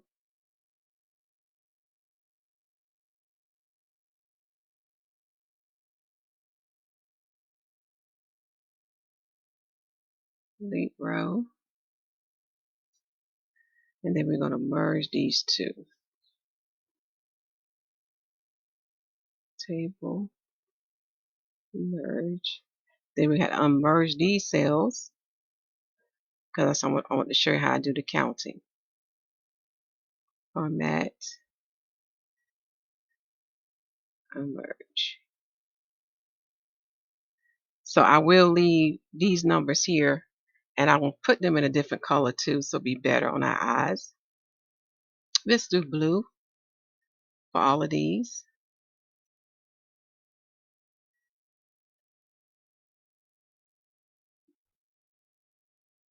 Okay.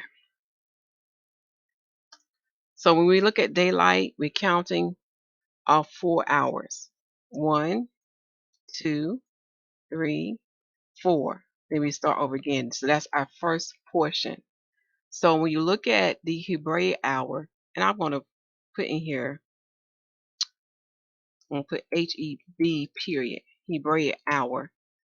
The first hour is 1, the second is 2, 3 is 3, and 4 is 4. So when you get to the next set of numbers, you start over again. You count 1, 2, 3, 4. So in the fifth Hebraic hour, it is 1, 6 is 2, 7 is 3, 8 is 4. You can see why all this is important. So you understand what is the portion that the Father has divided the hours to be. Because according to Jubilees, he has given 2 portions of daylight to light itself, or to the day itself. But the third portion of daylight he has given to evening. So we got to know what are those hours. that would fall into that third portion. That's why we have to count off each set up to 4. 1, 2, 3, 4. So this is the third portion of daylight. And the hours of the Hebraic hour fall under the third portion of daylight is your ninth hour, 10th, 11th, and 12th hour. When you look at the clock, based on what the Gentiles had taught us, that time that falls in the third portion is your 3 p.m., 4 p.m., 5 p.m., 6 p.m. You're going to see why it's always important. So when you start reading the work of Josephus, you're going to see when they did that second daily sacrifice, and even with the Passover, when they was doing some other sacrifice on that day, you would see why they started at a specific time. Okay, let's keep going. Same thing we'll do at night. We're gonna count that out. Tab 2, 3, 4. So that's the first portion. Then the second portion, 1, 2, 3, 4. Okay. And then the third portion, because remember they are to what? Eat on the Passover from evening to morning. From evening to morning. So from the third portion of daylight to the third portion of night. And the fathers were more specific at what time of the third portion of daylight. He was saying at the going down of the sun. So I just show you in my area. I know in Israel it may be a little different. I think their sunset or sunrise time for that year. And let me pull it up. Fell in the 5 o'clock hour for them. But for us, it fell in our 6 o'clock hour.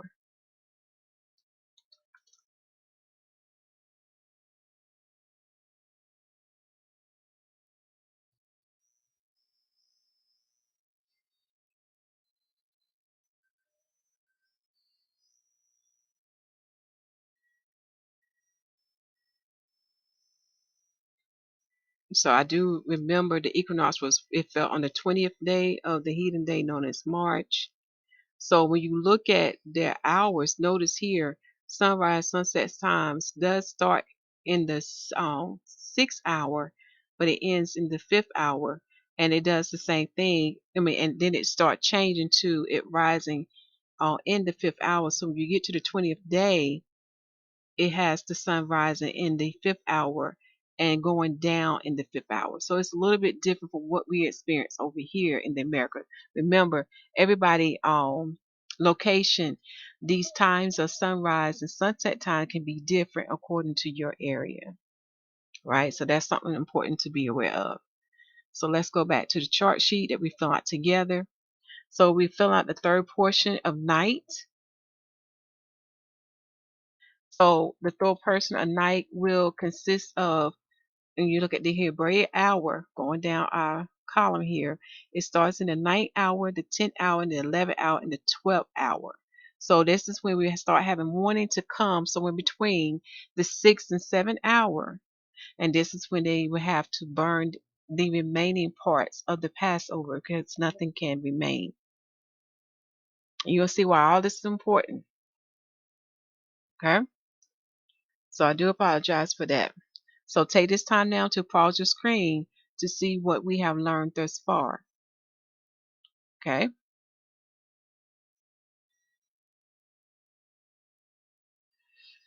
So now that we had just read the book of Jubilees, we have learned that the Father has given the third portion of daylight over to evening now. Even though we see light out there, he still is addressing this part of daylight as evening. So we're going to label that as evening 1.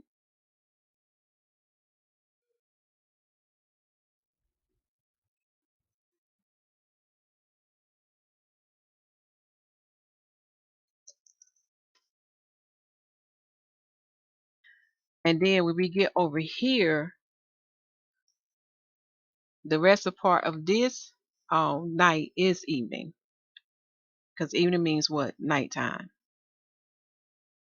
So this would be evening 2.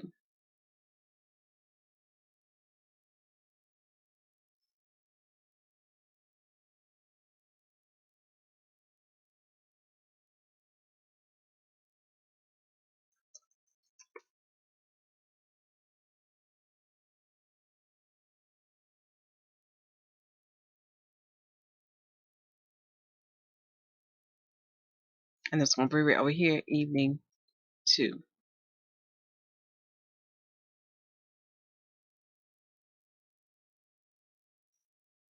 And then this part over here would be daylight.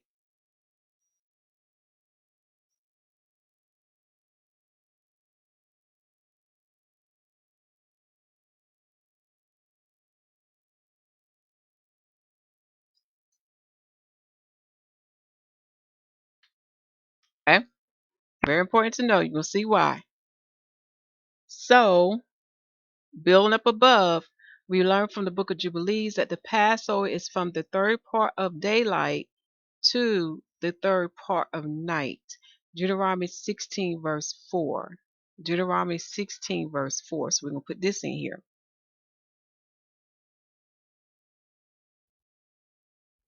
I'm going to merge all of this.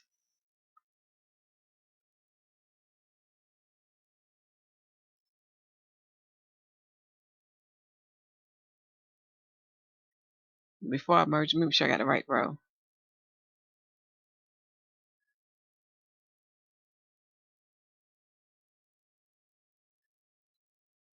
Oh, I need to add a row.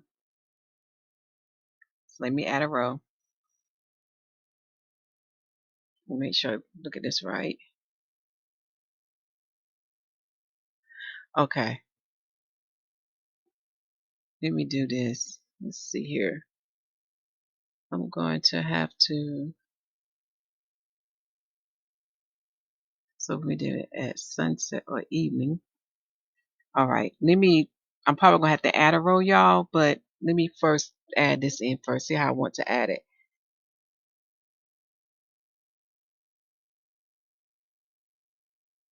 So the Passover, when you say the keep of the Passover, that's when from the time they sacrificed the Passover to the time they had to eat it, which included the time that if any remained, it had to be burned.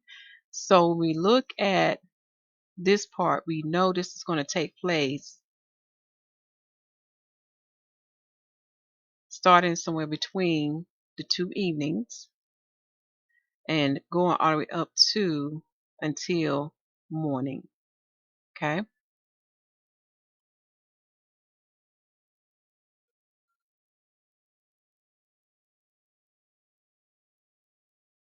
So reason my curse don't want to operate with me.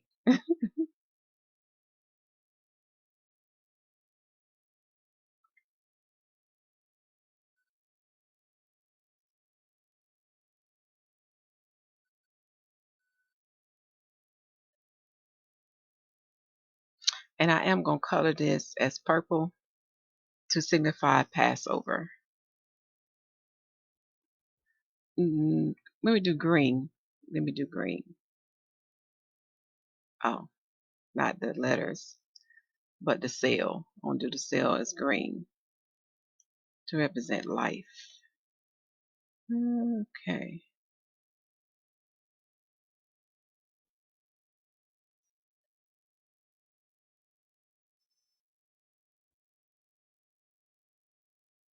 Including this one.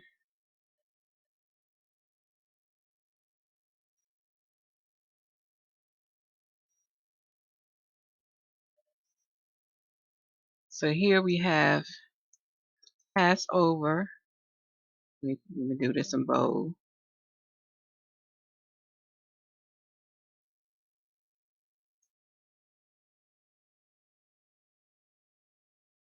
Will be from first part of day to, excuse my typos,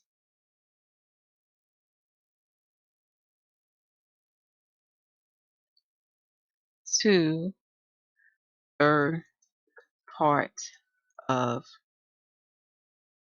night. And that would be Deuteronomy 16:4, and then Jubilees 49. And let's find that verse together. We can see in verse 19 and also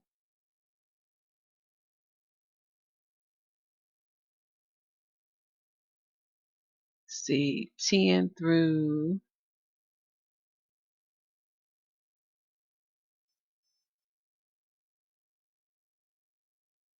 see, 12, 10 through 12, 10 through 12 and 19.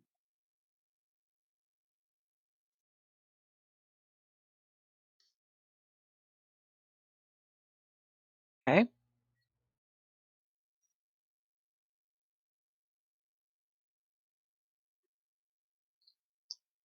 So I will put this in darkness here to let you know that they are not to sacrifice the Passover in this time frame. Very important for us to know. Okay. I'm gonna put it in gray. Let's put it in gray. And we're gonna merge ourselves. So from the green area, the Passover starts somewhere in the third portion of daylight and it will end at morning. Okay. So from the third part of day to the third part of night. So the third part of night is over here. Okay.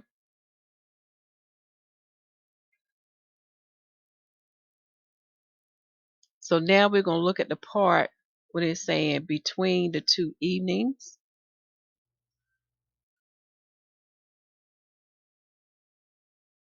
Because now we can see we have evening 1 and evening 2. So this is very important to know. According to the Most High definition, evening 1 is in the third part or the third portion of daylight. Evening 2 is in the portion of night. Now we're going to get a understanding what evening means. Evening. So we know the Passover has to be sacrificed at the going down of the sun. So now we're going to see how the sun evenly split these days or coming in between these days. Okay. So let me see how I want to put this.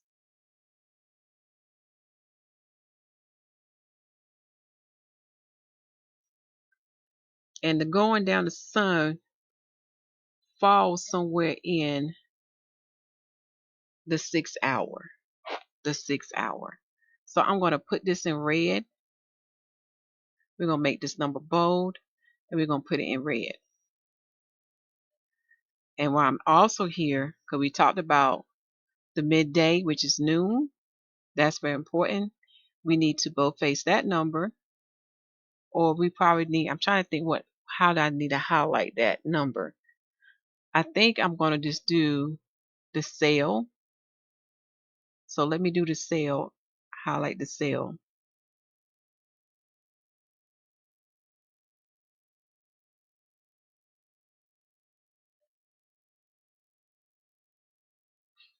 No, I changed my mind. Let me just change it to red and bold.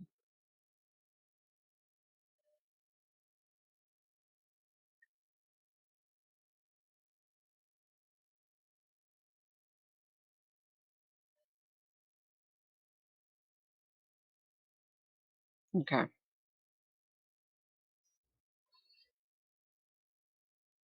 Since the Passover occurred in spring and it's not too far away from the equinox,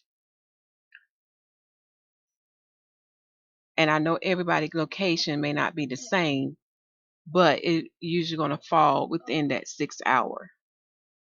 Okay, when if things was perfect, but right now we know why things are not perfect and why time may vary. Okay, so it's usually going to fall in that 6th hour. Okay, at the going down of the sun. So let's see here. I'm going to put that up higher, right here. So Passover sacrifice at evening. That and I'm gonna put a sun here. I want to see can I find a picture. I'm gonna find a picture, y'all. But I'm gonna put X here for the sun, and that's like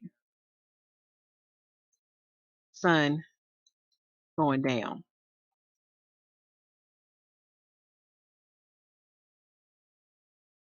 I'm going to find my picture of my sun.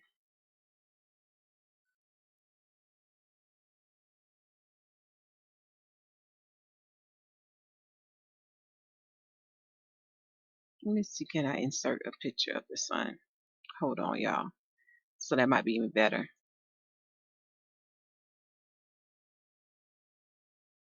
So I'm going to put here SD to represent sundown.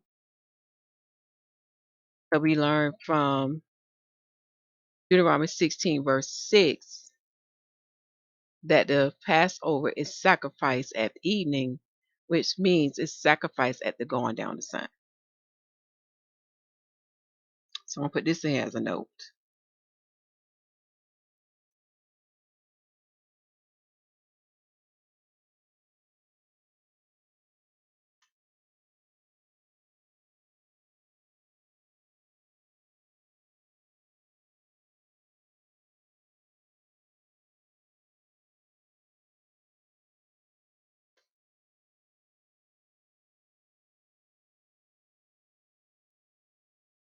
So when the sun is going down, what it's doing, that the sun is coming in between 2 days. One day is leaving out and one day is coming in.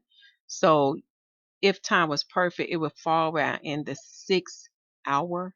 We're in the 6 o'clock hour, which is the 12th hour in the Hebraic time. Okay, because that is the last hour of daylight. And as you see, the last hour of daylight falls in the third part or the third portion of daylight.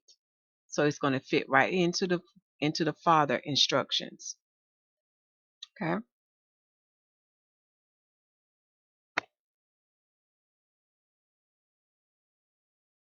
And that can be found in Deuteronomy 16, verse 6. And we just saw at Jubilees 49, verse 19. Okay. Let me see. Can I insert a picture here? Let me see.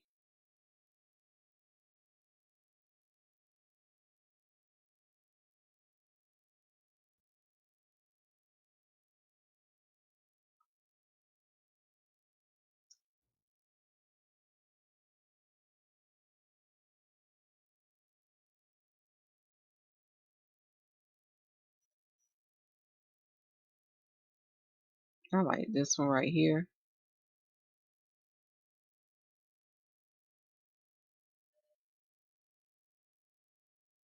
Let's see. Can we I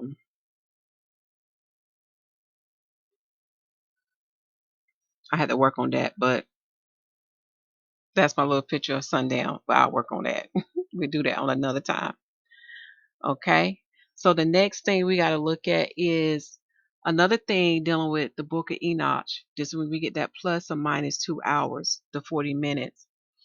We notice that the heavens reset itself dealing with the equinox. That means make or equal daylight to equal night, where you get about 12 hours of daylight and 12 hours of night. Now, in this present day time, because we are in the days of sinners, the earth has shifted now. Okay, and because the earth has shifted, you will see that the hours are no longer even when we get to the equinox day.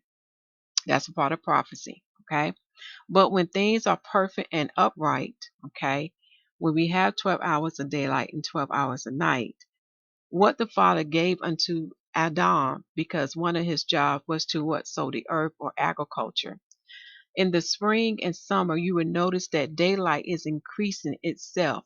Why? To give us more light for us to see, to do our work. Then after the fall equinox, you will see daylight is decreasing itself and night is increasing. So nighttime is increasing. Why? Because our work, our working of the land is ending and we are preparing for winter. So the nighttime is longer than the daylight because we don't need the daylight to be longer now because we don't have to be working. We'll be resting from our labors because now we are preparing to rest in winter. Okay. So now you will see that how daylight increased by 2 hours.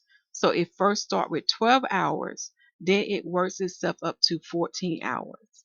And you will see that with the summer solstice.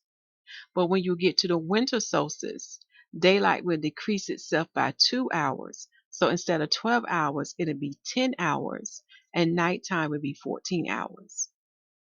Okay, so this is why you see me put the plus or minus 2 hours here, because what I'm looking at, there's a certain time in the year where you will see the sun will start going down somewhere between the 4 o'clock and 5 o'clock hour, which is translated to the 10th hour or the 11th hour of the Hebrew time. And then you will see, um, then that's dealing with the winter time. Then when you see in the summertime, daylight is increased, and if you're not doing daylight saving hours, you can have the sun to be up until the 7th or the 8th hour. I mean the 7 o'clock or the 8 o'clock. So let me type this out here. Got 4, 5, 6 gonna be your middle. Okay. Then you got 7 and 8. Okay. So the 6 represent equinox or even, an even time.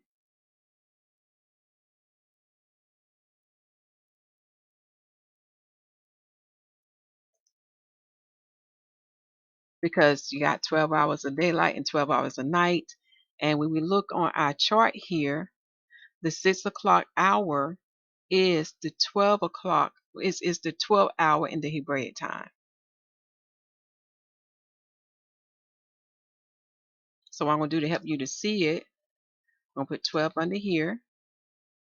Well, yeah, let me put 12 under here. This one, I'm going to put 11. This one will be 10. Okay, this will be 1. And then this would be 2. Let me make that a little more narrow because I want that to fit.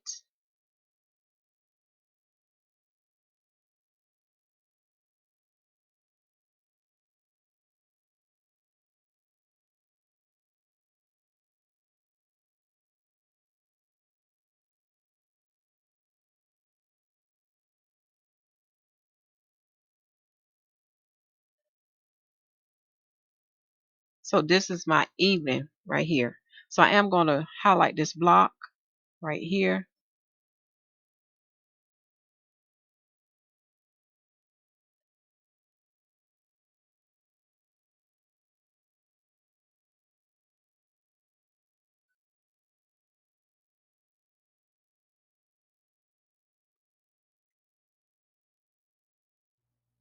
So when we look here, this part here would be, and let me add another row. I'm going to add a row to this so you can really see this real good.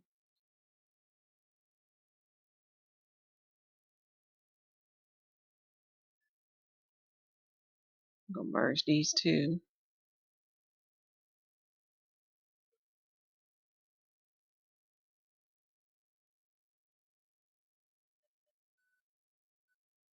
Okay.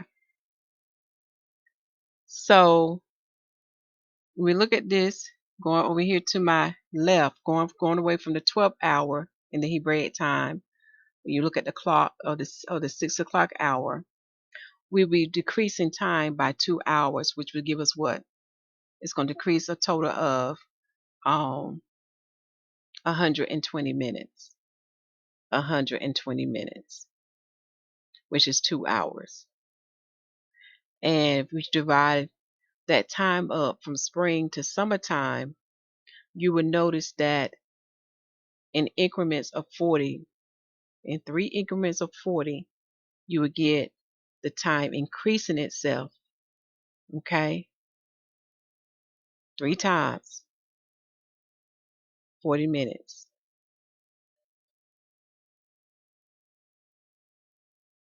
So let's see here what I was gonna do. I'm gonna merge these two.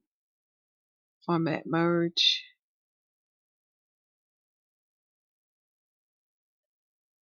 So when you see the sun going down towards in the 5 o'clock hour or the 4 o'clock hour in the clock time, which is the 10th hour or the 11th hour in Hebraic time, it's going to decrease by -2 hours.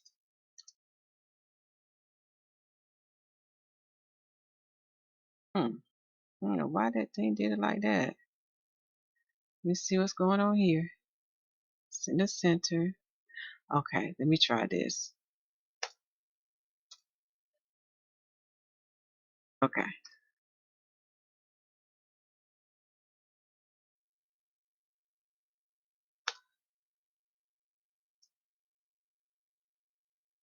let me just try to narrow it. Okay, and the same thing over here. This would be when you start seeing the sun going down in your 7 o'clock time or 8 o'clock time, because that's the true real time. You can't go by daylight saving hours. It's completely off. Then you're gonna see the time increasing and working itself up to get to 2 hours, which will give you a total of 14 hours for the summer solstice.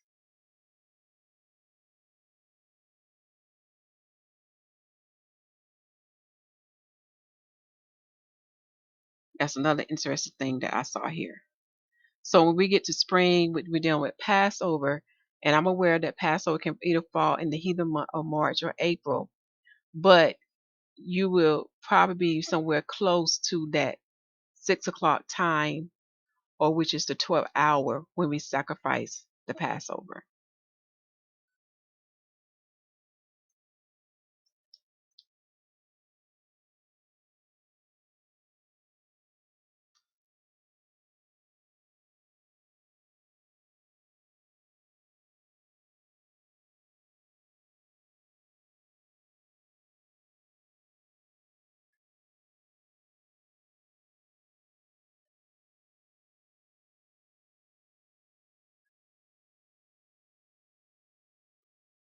Now on the channel, I want you to watch Yahuwah Calendar and Mysteries, because I go over Enoch in deep detail and give the breakdown about the 40 minutes. In this video, I'm only going to give you highlights, but what I will say unto you that what happens is from the spring equinox to the summer solstice, you're going to see daylight increasing itself, working itself up to 40 minutes, but it's going to do it 3 times within that season from spring to summer. And it's going to give us a total of 120 minutes. And if I convert 120 minutes to hours, it's going to give you 2 hours. 2 hours, which will add 2 hours to daylight time. And daylight time, when you get to the summer solstice, will be about 14 hours. 14.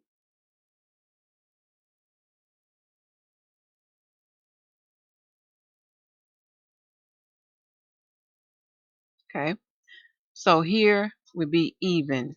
So this is why we see in the sun will go down in this hour when things are perfect and upright, and it falls in the third part of the daylight. Do you see how all this added together when it comes to the Passover? But throughout the year, we know that the sun go down at other times. So then you begin to understand when you go to like the works of Josephus. I'm gonna give you an example of one of the passage that I have here. You would see that them committing sacrifices in the let me get the right Hebraic hour, in the ninth hour. You would see that. Okay.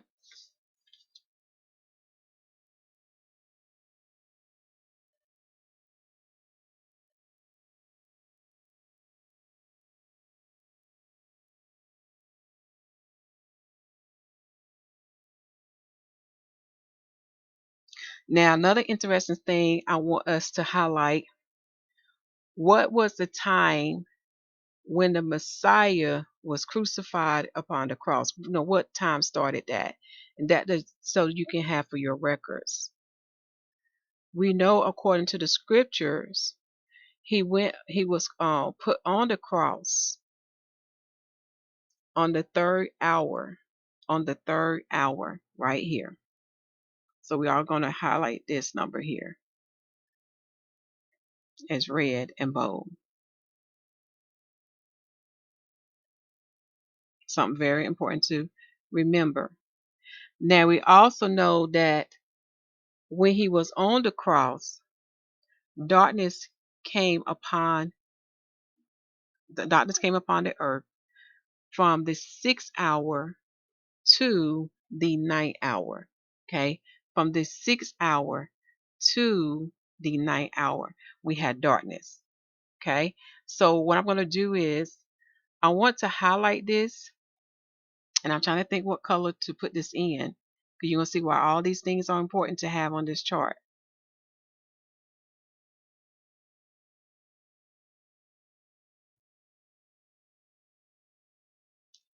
So I am going to put this in black, and then I'm going to change my numbers to a bright yellow color to signify it was during daytime, but darkness came upon the earth. Okay? Darkness came upon the earth. And so I can have my block number. I want to do that in a different color.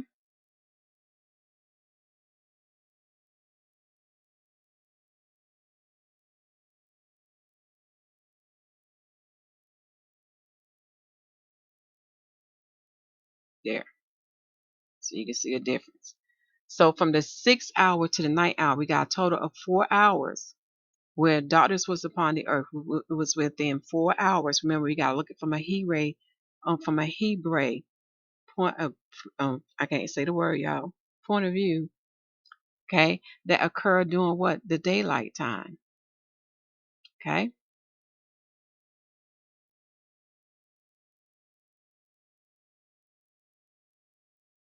But now we begin to see, when we look at this plus or minus 2 hour, now we begin to see how the Passover was sacrificed at even. Why he said it's done at the going down of the sun, and it still fall in the third part of daylight that's given over to evening. And now we can see why in scriptures, when you look at the side notes, when you look at the Passover and the sacrifice, it said between the two evenings. So we got evening 1 over here. So this is a number sign, and evening 2 over here.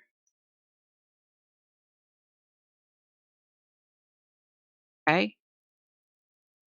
And because Passover is close, or or not too far away from the equinox, you can see why when things was perfect and upright, why it fell in the 6th hour, which relates to Adam on the day that he was created. But for Satan, he takes the number 6 to boast or to brag how he brought our Father down. And remember, he has nothing of his own. He copies our Father in heaven. So this is why he come in the power of 3. And this is why you see him come in 666, because he's rejoicing that he has conquered our father Adam. However, the second Adam has overturned that. Okay. But this is why you see Satan use the number 666. He coming into power of 3 to represent what what the Father does, because the Father comes in the power of 3, and 3 is a number that represents spiritual pureness. Okay, we can see 3 in the calendar, the sun, the moon, and Mazzaroth. 3 lights all work together to form one calendar.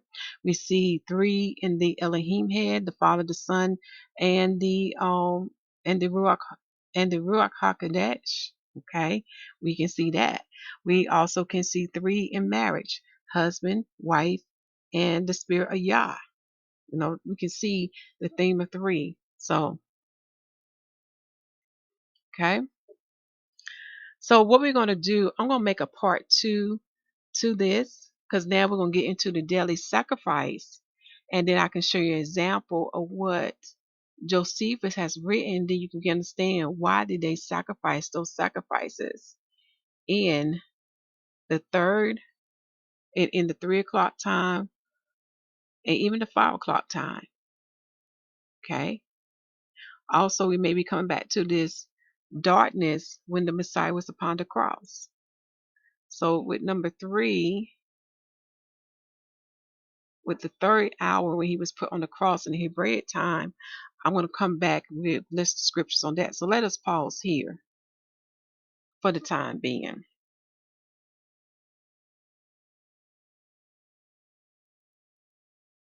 And we're going to take out these 2 rows because we don't need them.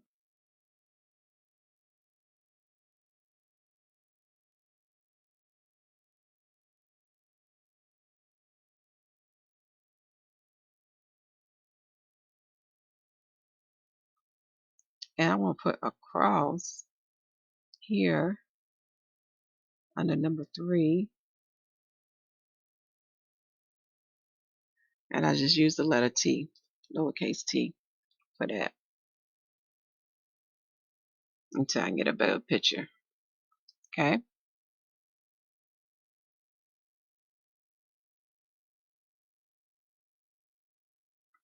So I want you to take this time to pause your screen to meditate on what we just talked about.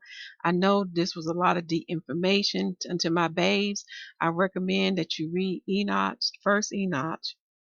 Start off with that. There are 2 other books by Enoch to understand the Father's calendar and the things I'm telling you. As far as the Bible, I want you to read Torah, Genesis, Exodus, Leviticus, Numbers, Deuteronomy, along with the Gospel, Matthew, Mark, Luke, and John. You need to build your foundation to understand all these things that I'm telling you now. And another thing I want you to start doing, I want you to start observing the heavens along with the earth. For the heavens manifest the signs. What are the signs? We can see the sun, the moon, and Mazzaroth. And these lights work together to be a witness unto us. And then once these signs are manifested in the heaven, the earth bring it forth in the physical. So just like we have 4 seasons, there are certain things that only occur in certain seasons. So this is how the earth is being a witness unto you. As you see, our Father speak through many things, many things. Hebrew letters, Hebrew words, numbers, mathematics, science, and his calendar. Everything leads back to our Father. So all things come by the Spirit, for the Spirit made all things. I hope y'all enjoy this lesson. There will be a part 4 for us to finish this chart together. Take this time now to pause your screen to take a look at this part of what we just talked about. And then we shall come back together for a review and to look at the work of Josephus, dealing with some examples of what was written when they sacrificed the Passover, and you can see why they started at a certain time, and also looking at some other things that are listed. Okay. Yeah, we're going to look at also the daily sacrifice. Okay.